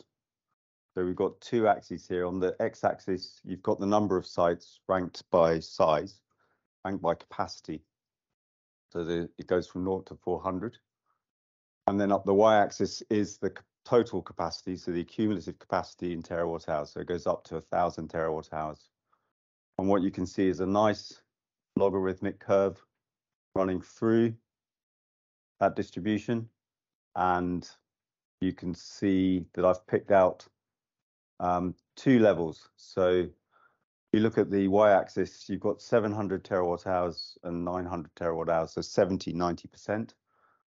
So around about 95% of the capacity will be provided by 250 sites, and 70% of the capacity will be provided by just 100 sites. So the very large sites do a lot of the heavy lifting. And then we've got this very long tail of small sites. So we'll get into how big the sites are. And then the database has a lot of associated metrics with it. So this abacus plot with all the different colored beads, they really show you the general distribution of attributes for hydrogen storage based on the available data. So what you can see is lots of different letters. We looked at the clusters and we had 10 clusters. And then when we found the best looking, most representative site, so not particularly unusual, just good representation of that cluster, we labeled it as an exemplar. And if you go from A to J, that's 10 letters. So that's the letters. They each represent a different exemplar. The letter A is the rough gas field. And so you can see across a number of different metrics, you get a sense of what hydrogen storage will look like in 2050. In terms of capacity, it's really like 1 to 5 terawatt hours will be a typical storage site capacity. In terms of the working gas ratio, 30 to 60%, so quite diffuse, but roughly about 50-50 in terms of working gas to total gas based on the exemplars. And then the conversion factor, which we call WGC 90, so tricky acronym, the 90 in it is 90 days, and the WGC is the working gas capacity. But that conversion factor is basically a dynamic conversion factor based on Amid's work and Mark's work in 2016. So the conversion factor is a quarter to a third, but you can see, yeah, most of the exemplars are falling between a quarter to a third. So if you take a natural gas site and you want to turn it into hydrogen storage, it'll come in at less than a third and more than a quarter of the original capacity. And then the depths, you get a small cluster of shallow sites at around 500 meters, but most of the sites coming in at around 1,500 meters depth. And then in terms of the operating pressure conditions, the Pmax is typically, what have I got there? 5 to 20 megapascal. Yeah, that's right. Yeah. So it's got an interestingly long tail towards the low end of the maximum pressure for the operating condition. And then the Pmin is 3 to 10 megapascal, so 30 to 100 bar. So those are those orange and green beads. And then the temperature range, I double checked the data when I saw this because it's just so diffuse. So the exemplars really cover the whole spectrum from about 20 degrees Celsius, so very shallow, to 100 degrees Celsius. And then field area, again, we're looking at fields that are not particularly big. So 3 kilometers squared to 30, by 3 square kilometers to 30 square kilometers. In terms of radius, that would be a 1 kilometer radius to a 3 kilometer radius. So we're talking about depleted gas fields that are the size of a village to a small town. So these are not particularly unusual gas fields. And when Mark and I looked at the Netherlands and we were trying to pick out where they might store hydrogen in the next depleted gas field, there was just a forest of gas fields of those kind of size. So nothing unusual about the gas field storage. And then permeability, typical good reservoir permeability. So all the beads pretty much are falling between 200 millidarcy and 1,000 millidarcy. That's really the information behind the map. So where did that 1,000 terawatt hours come from? This is work that McKinsey have done for the Hydrogen Council. They've actually done a number of reports, but this is the Global Flow Report. And if we look at these wheels, you can see the 2020 wheel in the top left. Europe is that almost black color.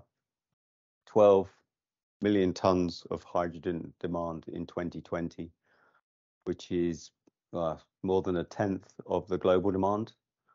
2030, it'll double to around 25 million tons, and in 2050, according to McKinsey, it's going to be at 100 million tons in Europe, which matches North America down here, and is about half that of China, which is this quadrant here. So extraordinary amounts of hydrogen demand, and 100 million tons for Europe in 2050 is equivalent to around 3,300 terawatt hours. It also means, this is McKinsey's analysis, that Europe will need to store 12 gigatons of CO2 by 2050. So the two are really intimately related. And so there will be two storage industries that are just taking off together if they're right. Financial Times has got very similar numbers. They're basically getting numbers out of the European Commission.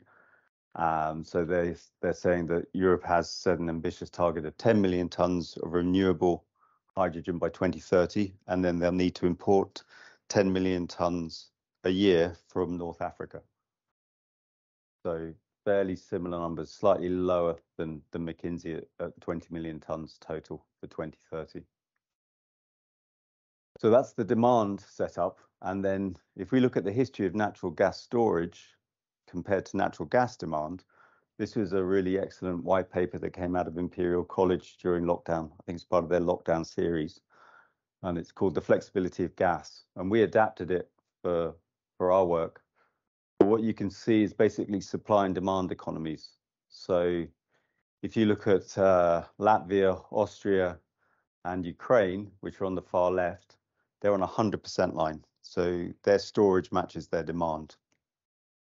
Whereas if you look at Spain and the United Kingdom, with demand economies, we managed to drop below the 10% line. So we have actually very little storage. We both made the decision to import LNG, thinking that fracking would mean that global LNG prices would be super cheap, which was okay until recently. And then if you look at these large economies, Netherlands, France, Italy, Germany, they all lie along the 30% line, and they've all got similar sized bubbles. So they all have a fairly proportionate amount of storage to their demand. So it's pretty reasonable to predict that Europe as a whole will have around 30% hydrogen storage relative to its hydrogen demand. And that the United Kingdom, with its hydrogen ambition, will fairly rapidly move up from below 10% to 20%, 30%, basically move into that space in terms of the annual storage to support its demand. So where would that storage be? If you asked the IOGP, they would say it would be in the North Sea. Yeah?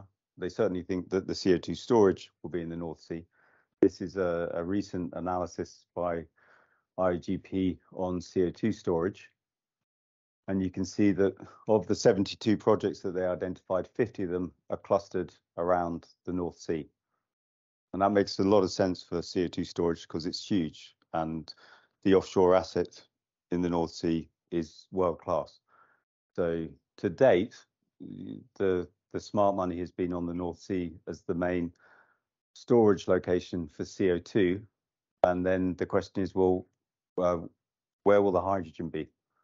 And you'd be forgiven for thinking it would be in the North Sea. And certainly Histories, which is another sister project to HyStorPor and to HyStorPor, their analysis said it'll be in the North Sea. That's because they did a theoretical resource analysis, which is here at the base of this pyramid.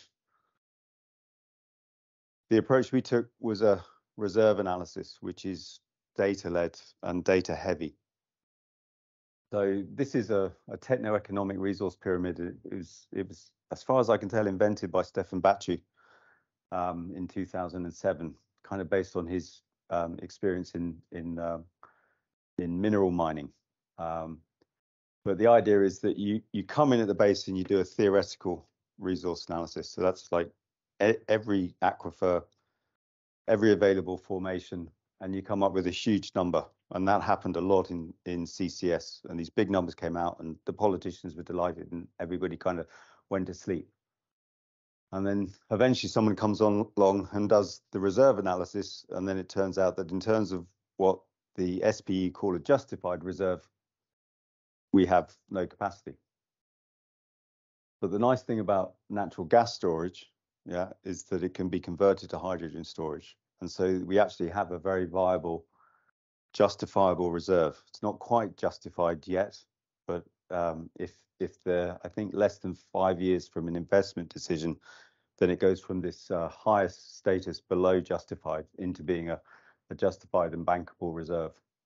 So Mark and I and Hamid and Remco's analysis was really a reserve analysis, and it came up with a small number. But interestingly, it came up with a small number that showed this very decentralized onshore historic distribution of gas storage across Europe with lots of small companies, everybody doing fine. It didn't place, it's not that it didn't place any storage in the North Sea, it placed some storage in the North Sea, but most of the storage, if it looks like natural gas storage in 20 years' time, will be onshore, decentralized and distributed across the continent. And it's based on this data. So this is the gas infrastructure Europe map for the whole of Europe. And you can see the network, which really connected in the 1990s with European Union funding. And it's tricky to pull out, but it also details all the storage sites. And so that's where most of our data came from. And so that's that reserve analysis at the top of that pyramid. And some of these storage sites date back to the 1950s. So it's a very, very rich data set. And then Teresa Gross, also working for the HyStorPor project at ULIF, she did an excellent piece of work mapping the demand. So we have a very sort of clear understanding of what the geographic demand for hydrogen might look like. And her numbers, again, they match the McKinsey numbers, they match the European emissions numbers in terms of that demand level in 2050 being around 2 to 4 petawatt hours, or 2 to 4,000 terawatt hours. And so then Mark and I basically dove into the data, and we did a great deal of analysis just on natural gas. So this is the distribution of natural gas storage sites across Europe. The green circles are depleted gas fields, the blue circles are aquifers, and then those columns are the injection rate and the withdrawal rates for all the sites. So you can see the Dutch have an extraordinary ability to withdraw rate and support the network. That's kind of exceptional. And then we took that analysis and we broke it out into 4 regions, and we did some fairly detailed work on the conversion factor, some reservoir engineering. So there's that 90 days. And then in the last phase of that work, what we found that a lot of the storage sites were quite close to borders. And so splitting the Europe into 4 regions would artificially separate fields into, say, one region and another region. So that's where we started looking at clusters, and we came up with the 10 clusters, and then out of the 10 clusters, we pulled the 10 exemplars. And so that's really all I've got to say. That, oh yeah, so actually one last thing that came out, which was interesting, is the natural gas market's mature, and the distribution is fantastically logarithmic. So this is the natural gas distribution for all the sites in the database, and I put it on a log scale, and then found that it's not one logarithmic distribution, it's 2, with a cutoff at 10 terawatt hours for natural gas. But then that gives you R-squared values of, it says 0.99, but it's 0.999. So that's a mature market, and it's self-organized itself into this twofold logarithmic distribution, where many of the large sites, and there's not many of them, the green sites, these are 10 to 60 terawatt hours, are doing the heavy lifting for Europe in terms of storage. And then there's just a lot of very small sites. And so that's how we made our distribution for the hydrogen based on that logarithmic distribution.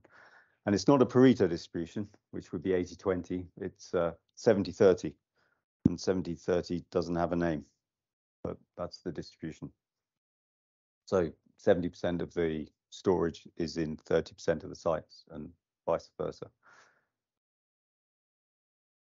And yeah, so that's the outcome. The prediction is that if Europe needs 1,000 terawatt hours of storage in 2050, there'll be roughly 250 sites providing 95% of that capacity across 10 clusters.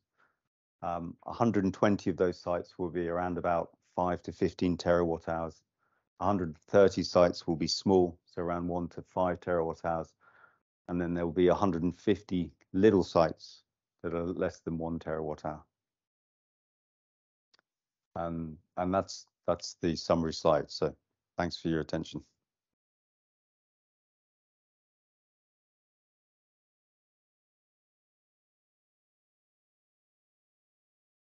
Thank you, Andrew. A lot of detailed analysis has gone into that, and it's pretty special to be able to see so much compiled in such a visual way.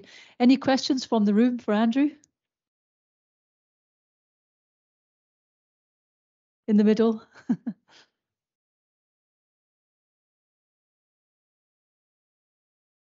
Hi, Andrew. Thank you very much for your presentation. Very good. Tim from Arup. I was just going to ask, how do those exemplar gas fields match up with the demand for hydrogen that you showed in that map? You showed that there was a color distribution with some regions being high demand. Do they match up?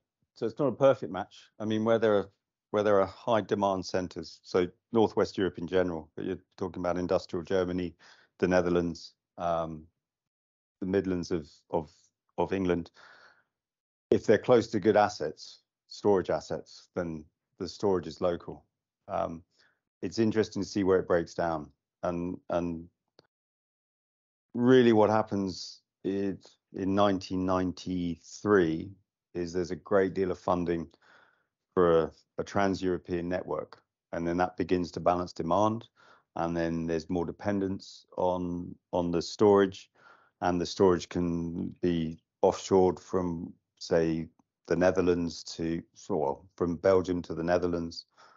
And so the whole thing then begins to act almost like a mycelium, and it balances itself.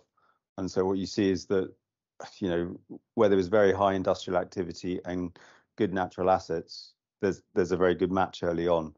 But by the time the systems matured, you can actually have, you know, quite a lot of demand in one place and storage in a different place. And that's where you see those very, very high withdrawal rates in the Netherlands. So they're using storage sites, quite large storage sites around the Groningen gas field to balance the whole network. So they'll be balancing gas demand in France, they'll be balancing it in Germany. Same with Latvia. Latvia is balancing the whole of the Baltic region. So it's not a one-to-one match. No. Yeah, interesting. Thank you. Yeah. It makes sense. So next we have Ali from the HyStorPor project. Ali unfortunately can't be here today, but he has recorded his talk. So we'll be able to just relay this one to you. I know that Ali's been working on hydrates and lab testing, sort of rock fluid interaction, how the rock behaves when you put hydrogen into that pore space. So look forward to hearing from Ali now. Hello everyone, sorry that I couldn't make it to attend and meet you all. I put my email here, please feel free to send any questions you have and I will do my best to answer as quick as possible. Today I'm going to present our research results on geochemical and geophysical reactivity of hydrogen during geological hydrogen storage. This figure shows different physical, chemical, and microbial reactions that could happen during geological hydrogen storage. After injection of hydrogen into depleted gas fields or saline aquifers, some of it could get dissolved in water, some could get absorbed to clay surfaces, some of the water will contaminate the gas phase. If we have some cushion gas in place, hydrogen will get mixed with the cushion gas, so we will have some impurities during production. Some of the hydrogen may get consumed in chemical or microbial reactions. We initially didn't know if the caprock will provide proper sealing during hydrogen storage. We didn't know how hydrogen will flow or we will have some hydrogen loss because of gravity override or viscous fingering. We didn't know how different cycles will impact the reservoirs and generally how these different processes will impact the hydrogen storage and production efficiency. Initially, we needed to know how thermodynamic and transport properties of hydrogen is different from other gases and how would it change when we mix hydrogen with different gases. So we developed a thermodynamic software that could predict thermodynamic and transport properties of hydrogen when it's mixed with CO2, nitrogen, methane, and a typical natural gas from the UK North Sea. We used Gerg equation of state, which is proven to have high accuracy. Our model can predict hydrogen mixture thermophysical properties at a very wide range of pressure and temperature and different molar ratios. In the right hand side figure here, you can see the how our software looks like. You can easily download the software with the link I provided here. In this software, basically you choose your composition, enter the molar fraction, temperature, and click on Get Data. It will give you all the physical properties that we can predict. It will also give you the mass fraction of the gas phase and liquid phase if we have two-phase system. Next, we wanted to see if caprock will provide proper sealing during geological storage. For this one, we used a parameter called column height conversion factor. In this method, non-pre-production natural gas column height is multiplied by a conversion factor to derive hydrogen column height. The conversion factor is calculated using the following equation. The first term of the equation accounts for the density difference of gases with saline water at reservoir condition. Hydrogen has much lower density compared to other gases, but this term does not compare two gases' densities, but it compares their density difference between water, which kind of smooths out the impact of density on caprock. But anyway, it has a negative impact. The second term is the ratio of hydrogen interfacial tension with water divided by interfacial tension of methane with water. Here we calculated the interfacial tension of hydrogen, and it has much higher interfacial tension compared to methane. Accordingly, density has a negative impact on caprock sealing capacity, but IFT has a positive impact. Here we assumed hydrogen and methane have similar wettabilities, but in real cases we need to determine this for both cases, which could change with the reservoir condition and the mineralogy of the caprock. The figure here shows how column height conversion factor changes with depths. As you can see, column height conversion factor is greater than 1 and it's even increasing with depths.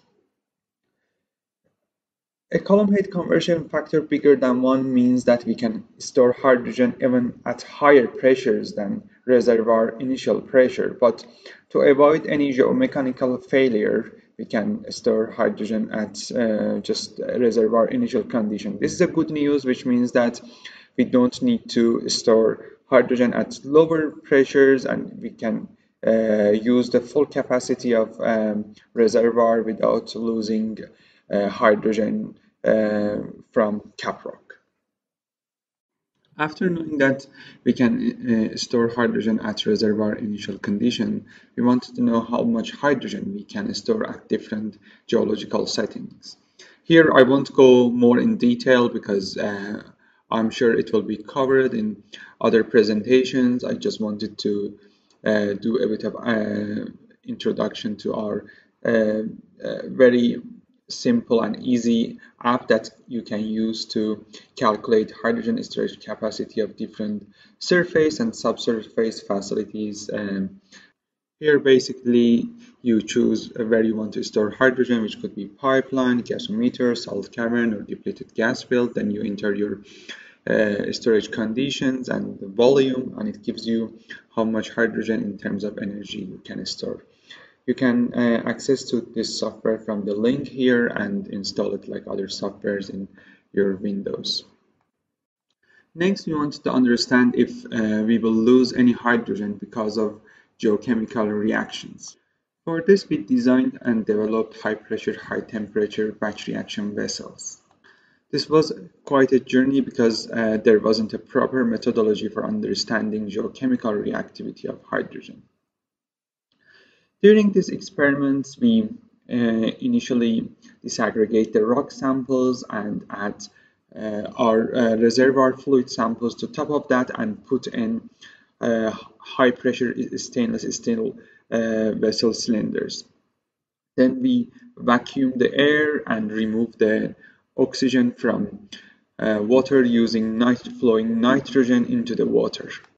After that, we inject hydrogen at desired pressure and set oven at desired temperature. After that, we leave these reactor vessels at temperature and pressure for a set time, which could be 2 weeks, 1 month, 2 months, or even 3 months. After experiment, we analyze the gas composition to see if we have any impurities in gas phase. We analyze the water to see what elements we have in water, and we also analyze the rock samples to see if there are any changes. We also measure pH and thermal conductivity of the fluids after experiment.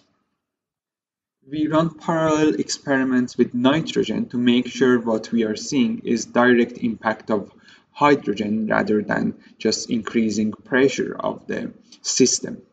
So far, we have done over 500 experiments with different types of sandstone at different pressure, different temperatures, different salinities. We have also done experiments on samples from real gas reservoirs from different parts of Europe. We've done experiments on 4 caprock samples, 3 cement samples, and also some experiments on pure minerals. Before showing the results, I just wanted to highlight how we developed our methodology.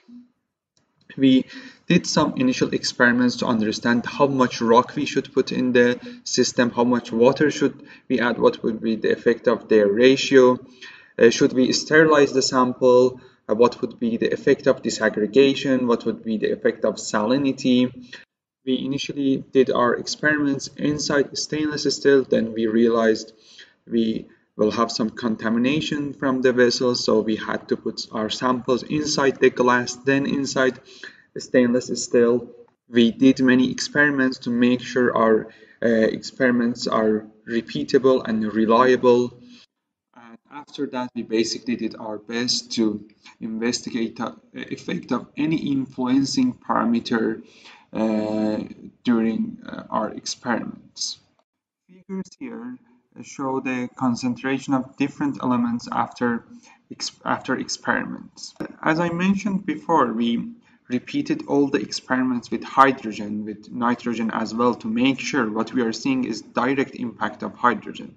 We also did some bottle test, which means like we didn't have any gas, we just put rock and water inside bottles, and after experimental time we analyzed the water composition.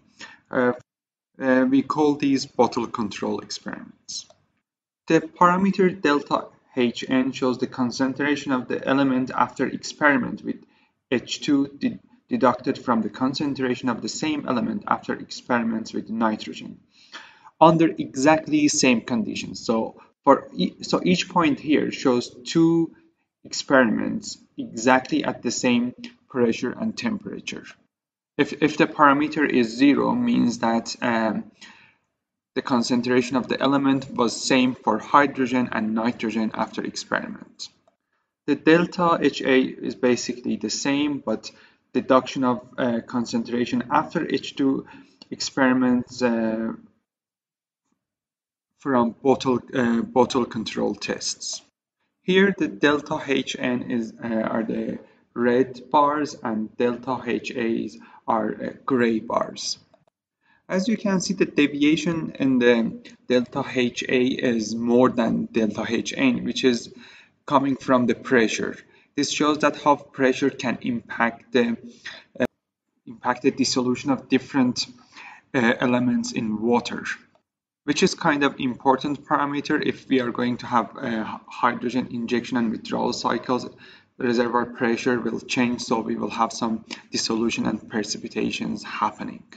But as you can see, the delta Hn is close to 0, and where it wasn't exactly 0, we showed in our paper that it's just a repeatability error and is also coming from the impurities present in our salt samples.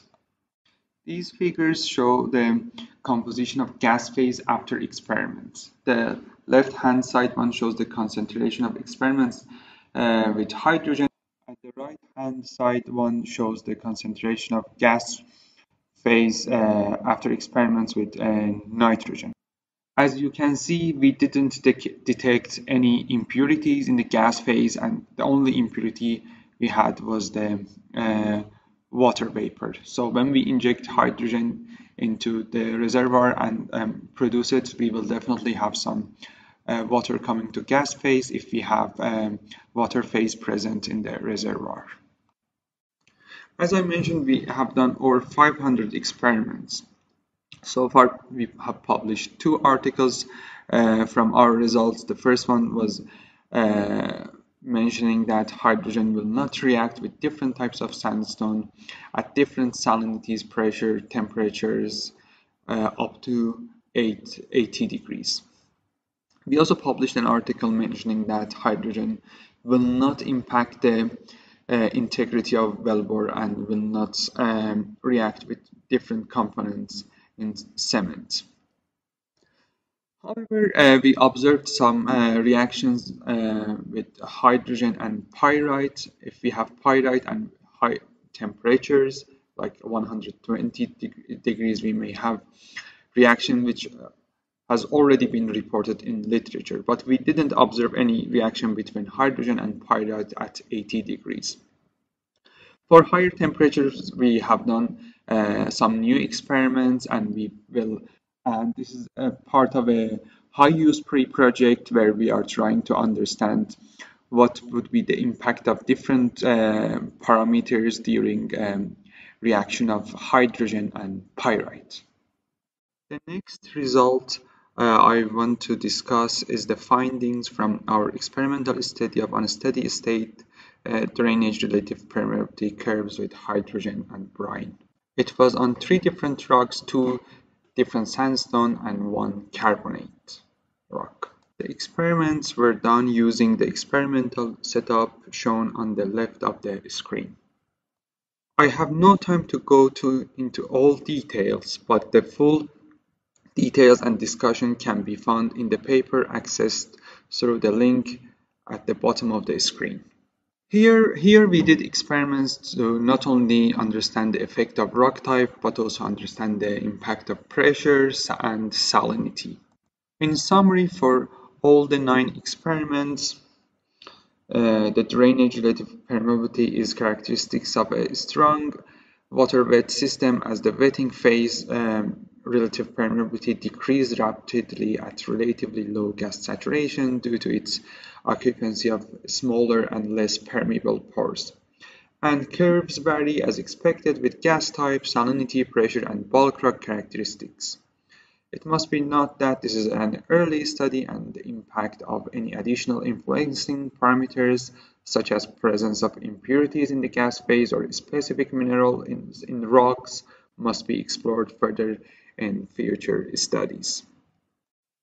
Within these last 2 slides, I just wanted to show some research which was not initially part of HyStorPor, but started during this project and will hopefully continue during new projects. The first one is the porous scale simulation of hydrogen flow in porous media. In this method, we use micro-CT scan images, then import them into porous scale flow simulations. In this case, OpenLB, which uses Last-Boltzmann method to simulate hydrogen flow in porous media.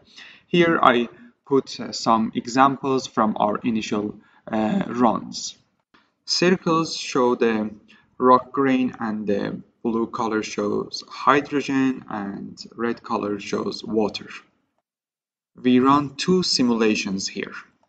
The one in the left has a larger portrait size, and we place the grains randomly in the simulation box. Within the right hand box, we arrange the grains by hand, and we made sure that the top layer does not exceed certain pore size. Here, because hydrogen has lower density than water, if we inject it from bottom, it will go up because of the density difference, but because we have the capillary forces, they will try to prevent hydrogen from migrating upward. As you can see, within the simulation in the left, hydrogen reaches the top, but within the right-handed one, it won't reach top because capillary forces at smaller porous size is higher, and it won't let hydrogen reach top. This was just an example to show how the grain arrangement may impact the hydrogen flow in porous media.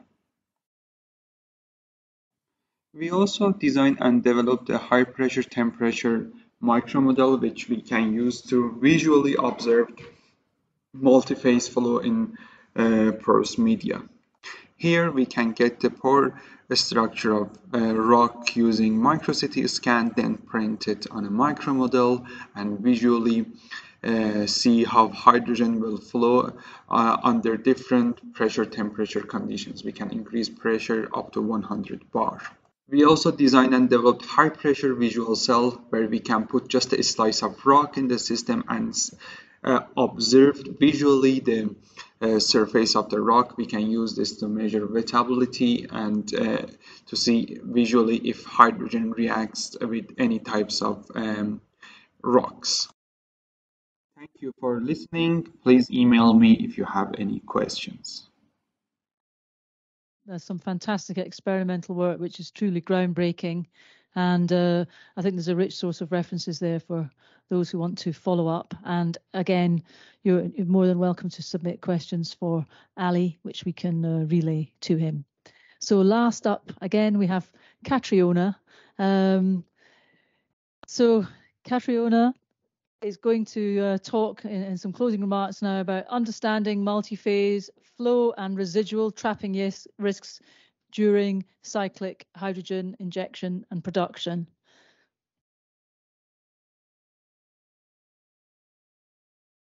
There we go. Fantastic. Thank you very much all for bearing with us. Do not send your chiropractor bill to HyStorPor. Are you finding it comfortable, Stuart? Are you loving it? Okay, great. Right. So last talk of the day. Thank you very much all for bearing with us.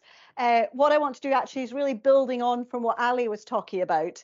And this is some of the work that we've been looking at on trapping of hydrogen in porous rock. So when you are injecting and withdrawing fluids in and out of a porous network, you can imagine it's all these sort of tiny little holes and gaps in between the grains with these tiny little pore throats, and it's possible that you can sort of snap off and trap some of the hydrogen in there, and once it's stuck and trapped, you can't get it back. So that's a loss. So what we really wanted to do was understand the processes that were happening in hydrogen and really get a handle on these recovery efficiencies, because unlike CO2, which is going to be a steady injection, possibly not that steady, but mostly steady, or with a recovery of gas, hydrogen's going to be in and out and in and out, and many times, depending on how we need to operate these porous stores, they may be happening more frequently than we think. If the economics stack up. So I am really presenting this work on behalf of Aika, amazing Aika, who not only kind of did this incredible microbiology work, but she also built and undertook some incredible imaging of hydrogen flow through porous rock using micro-CT. So she is just outstandingly epic, and sadly couldn't stay on this late. So I'm going to present some of Aika's work with a whole team that went down to Diamond to do these experiments. And I'll also be bringing in some of the new work that Saeed has been doing. I don't know if Saeed's in the room. So we'll be sort of giving you an amalgamation of what we know about the recovery efficiencies of hydrogen in a storage rock. So the motivation behind this really is to understand these recovery efficiencies. So the video that you're showing is a really nice video from CO2 CRC, which is really showing what I was talking about, that trapping of the gas in another fluid. In this case, it's in water.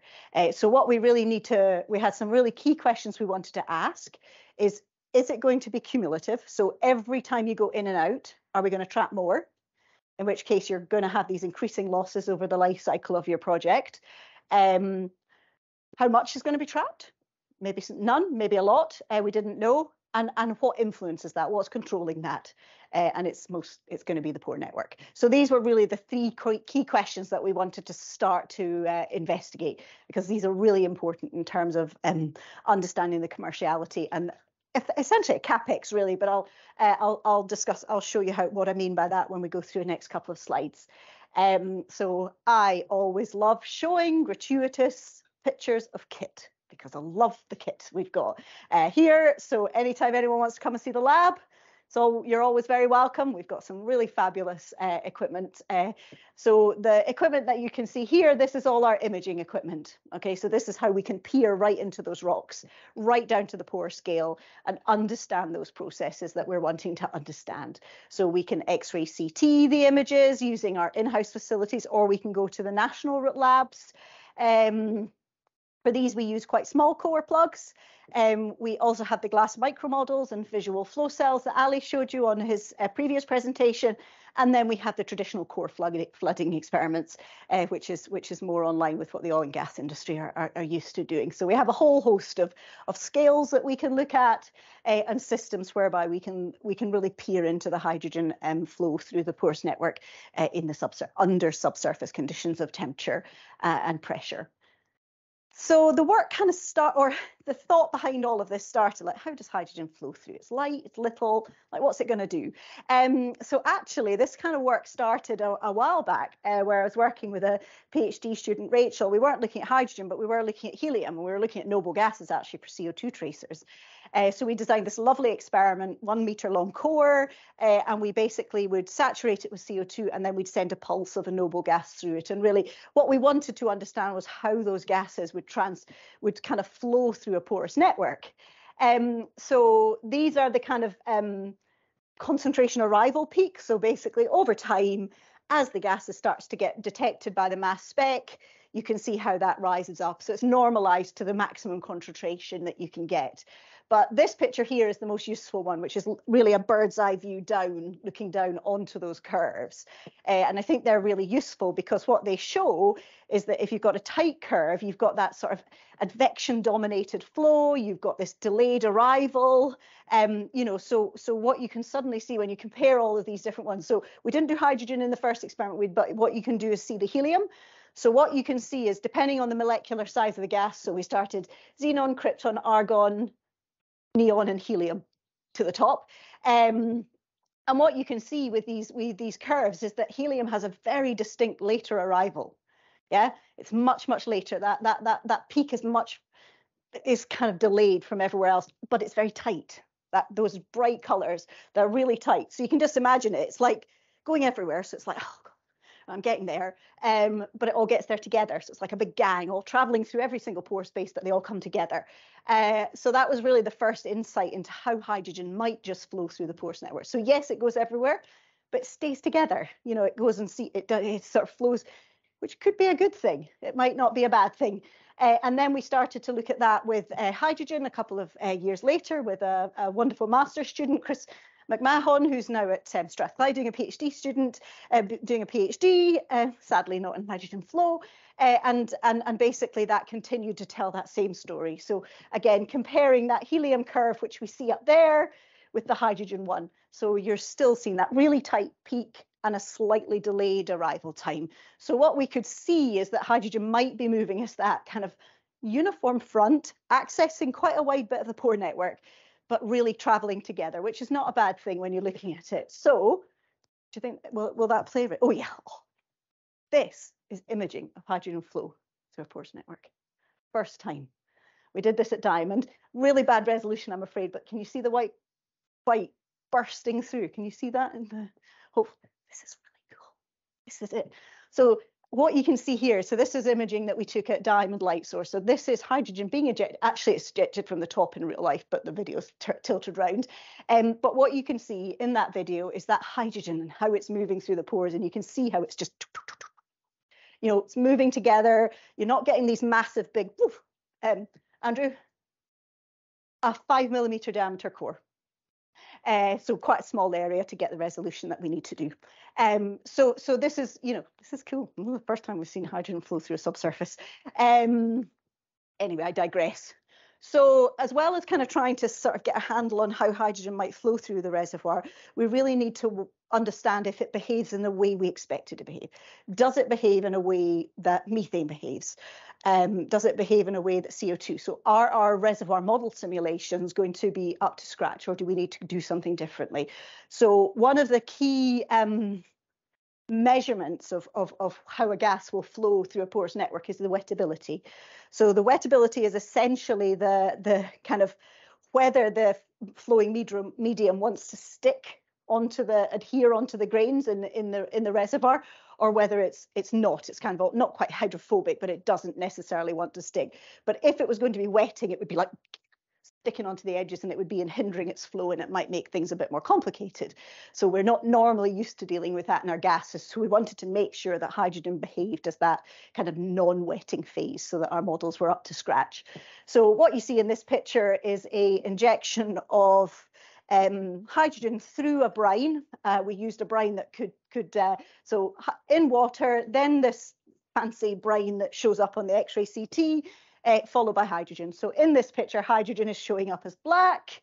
And then we've got the brine, which was there. It's displaced this brine. So we saturated it with brine, then we pushed hydrogen through. The hydrogen displaces the brine and pushes it through. And what you see here is that the hydrogen is sitting in the middle of the pores, and that the brine is sticking at the edges. Okay, so the hydrogen isn't sticking on and sort of sticking to those edges of the pores. So by default, it's acting as a non-wetting fluid. So this is good news, because that's exactly what we're used to dealing with, because it doesn't adhere to the surfaces of the rock. They have that low interfacial tension, so they're very mobile within the porous media, and they're behaving in a similar manner to methane. So that first question was, okay, good, phew, acts as a non-wetting phase. So that was job done.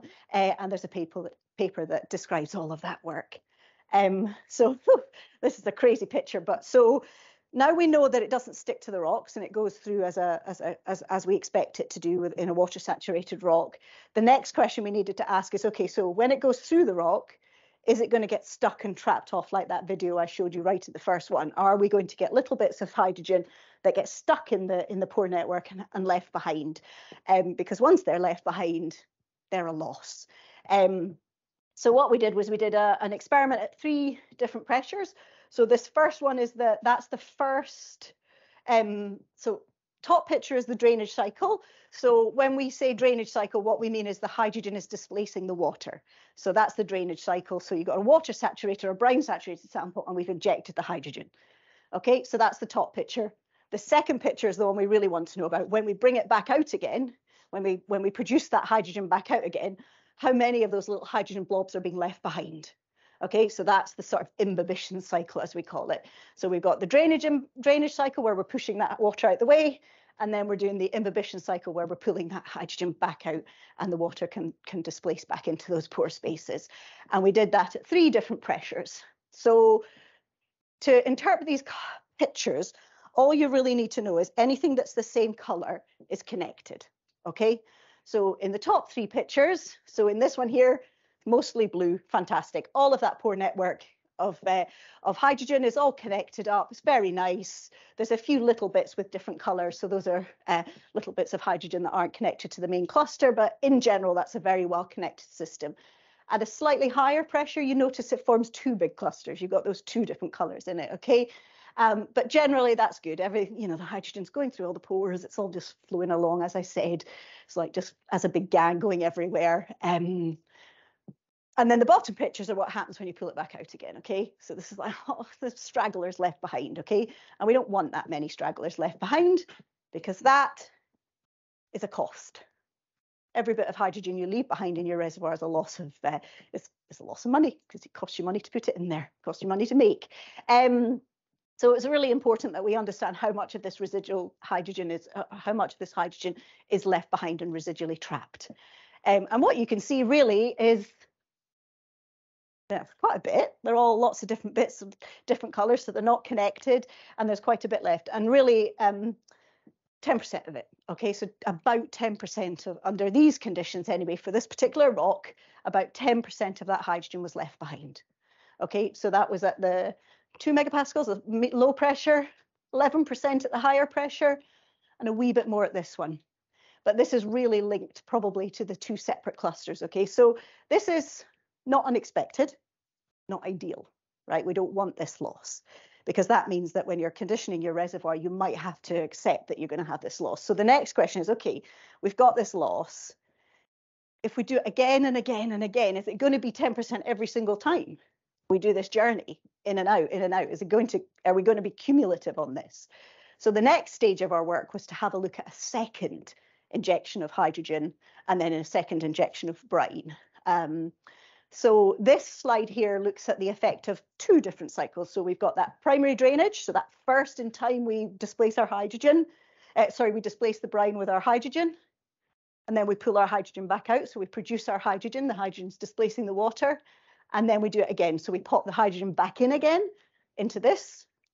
We put the hydrogen back in again, and then we pull it back out again. So we've got these 2 cycles of drainage and imbibition. And the very good news, really, is again, you're seeing in that first cycle, you've got a nice, lovely connected single system. Then we leave behind all these little residually trapped stragglers. And then we put the hydrogen back in again. So within there, all these little stragglers are left as isolated little stragglers in the main flow. And when we pull it back out again, good news. So that initial saturation in this one is 7, and in this one it's 7.3. So actually, that's really, it's very good news. So we are thinking it's not going to get worse in our subsequent cycles, okay, which is good news. But this was just quite a small experiment. So Saeed has been doing these, and they were on, as Andrew asked, they're on very small cores, 5 millimeter diameter. We did a lot of work to make sure that that's the right size of core to get the resolution that we need and the amount of pores that we need. But that's for another story, and you can read about that in the paper. But basically what Saeed did is we moved up in scale. So we're using 1.5 core inch plugs, which is what you're used to using in the oil and gas industry. And we're doing exactly the same thing again here. So this graph on the top shows you that you are injecting high. So we've got a brine saturated sample. We inject the hydrogen. Then we inject, we produce the hydrogen. The brine comes back in. We do it again and again. So we did 3 cycles of this. Okay, so what you see on this picture in both of so these are 2 different rock types. And this picture down here is showing the pore network. So I'll come to that in a minute. So there are 2 different rock types because this is going to be important in part of the story. So the first part of the story is with 3 cycles, we get the same story. You get an initial change, but look, with subsequent cycles, it's the same, okay? So again, even with 3 cycles, we're seeing that there's not a cumulative change. It's not getting worse. So this is good news, yeah? It just means that you've got to suffer this initial loss of whatever that is, 7%. It could be different depending on the different pores. And then the second story that these graphs shows you is that initial loss, that fluid saturation, that trapping is very different depending on the rock type that you're looking at. And really the only difference in the rock type is the pore network. So this is the kind of next amount of work. So yeah, so we're still confirming that story that those initial losses aren't going to get worse. But how big that initial loss is definitely going to be dependent on the rock type. And that's what we've got to do work in to try and determine that. And there's many of you in the room who are looking at that exact issue. It's an important one because then that essentially might become a capex, just a loss that you have to suffer within your within the cost of getting your reservoir ready. That's it. There you go. You're all experts in residual trapping. Thank you. Short and sweet. Oh, please don't ask me too many technical questions. Yes, if any thank you very much, Catriona.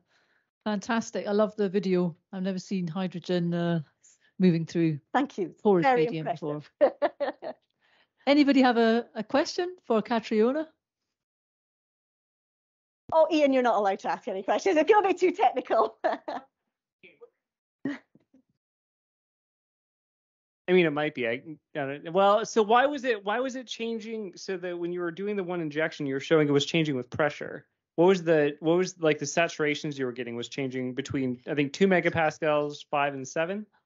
Yeah. So what's the mechanism for the increasing residual?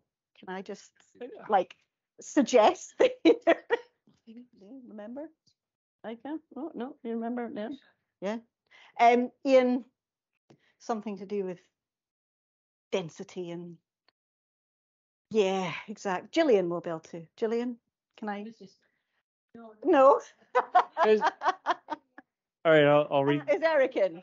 Come on, Eric. Someone from Heriot Watt can answer this.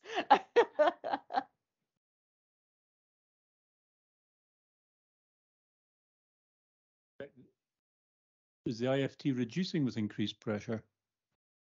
Eric, I can't. This was a while back and I can't remember. So No. Sorry.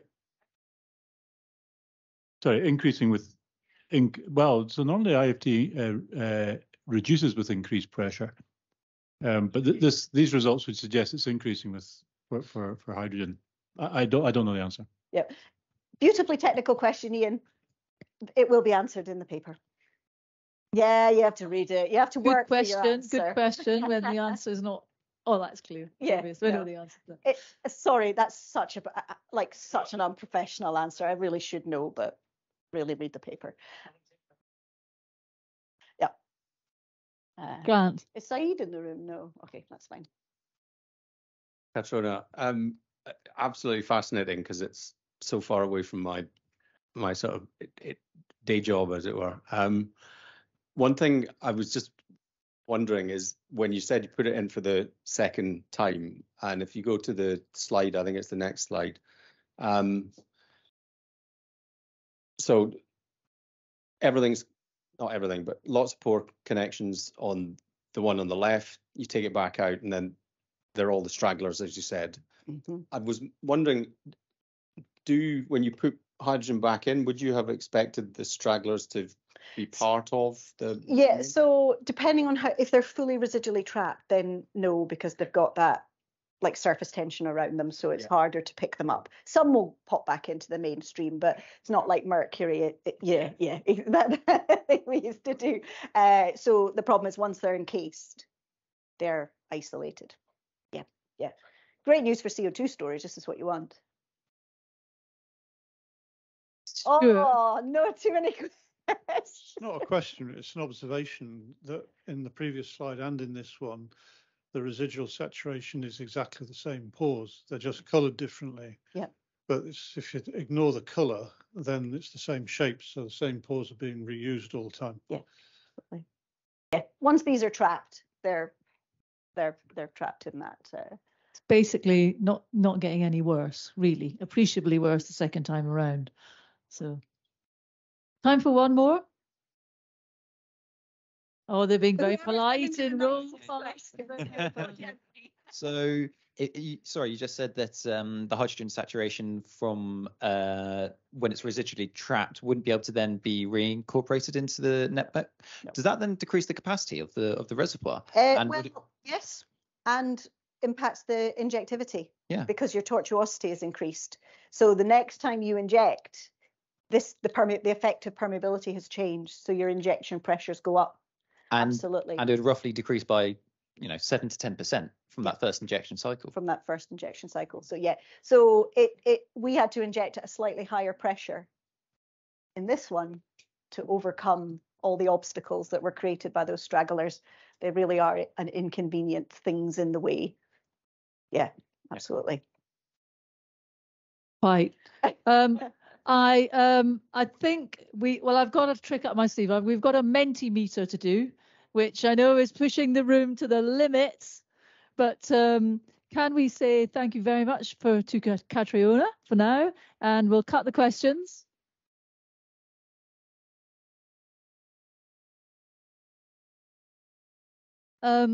I hope this won't take too long, and so I would just urge people not to ponder too much on your answers. It's quite good to have spontaneous Menti responses.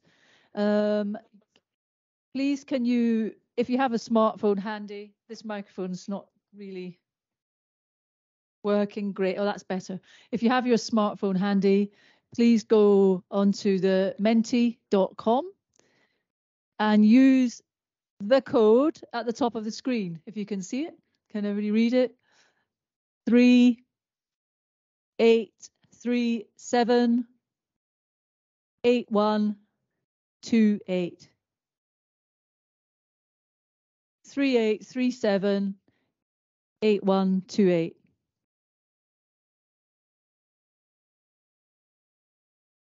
We're aiming for a word cloud here. Great. Which word or words sum up your view of hydrogen storage?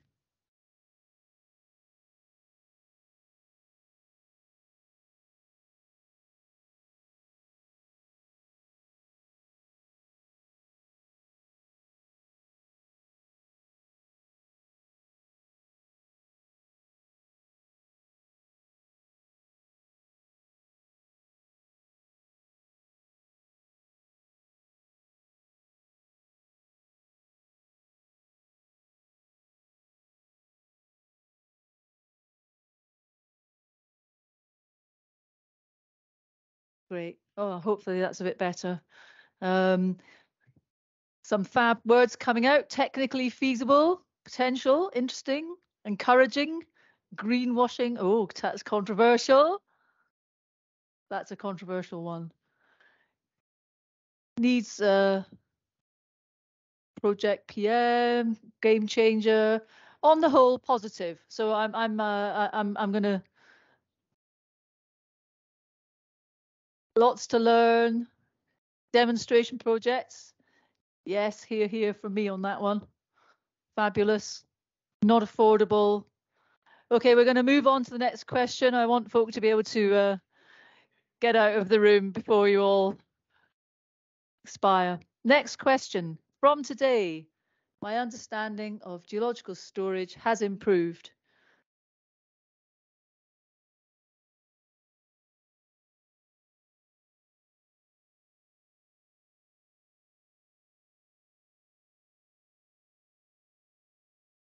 Quite an even spread of answers, but yeah, I think that's pretty interesting. I'm sure that we've got a lot of people in the room who are super experts in this, as well as those who are here to learn a bit more. We've got good answers on the quite a lot. Excellent. Quite a lot. Excellent. Yeah, good. So let's quickly move on to the next question. I think we're just interested in a general feeling. And this is a bit trickier. How do you rank these in order of importance? The first, the number 1 is the highest importance, to the 4 is the lowest for progressing hydrogen storage in the UK. And the answers are public acceptance, industry investment, technical understanding of the storage, regulatory and permitting.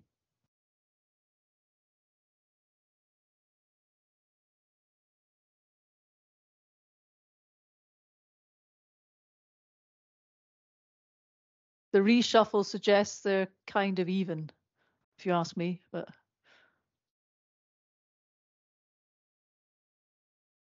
regulatory and permitting and industry investment coming out with public acceptance. Maybe that's because all the work's already been done by no, okay, fantastic. And I think there's one last question. What else do you think is important?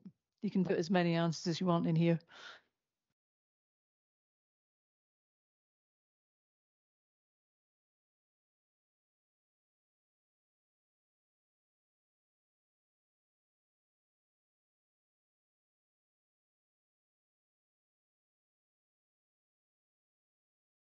Pilot demonstration seems to be coming out, or words to that effect. Real world test sites, demonstration projects. I'm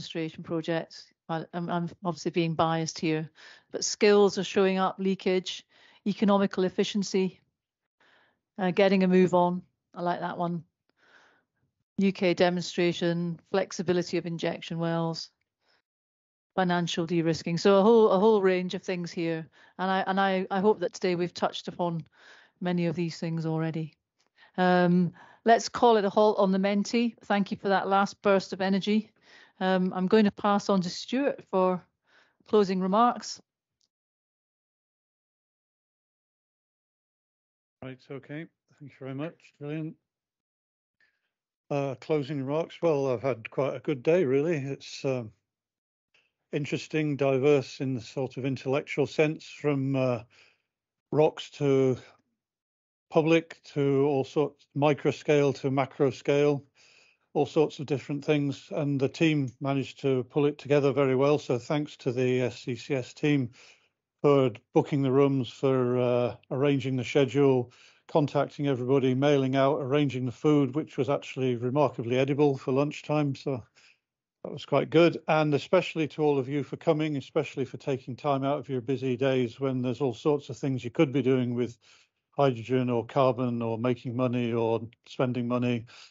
I'm glad you've all come to the University of Edinburgh. I hope you've enjoyed a diversity of presentations, and I hope especially that you've met 2 or 3 people you've never met before. And that was, another, again, interesting contacts which you'll build on for the future. And it's clear, I think, that the whole hydrogen endeavour has got a few years to run yet, and hopefully will develop and succeed. So thanks again, everybody, for coming.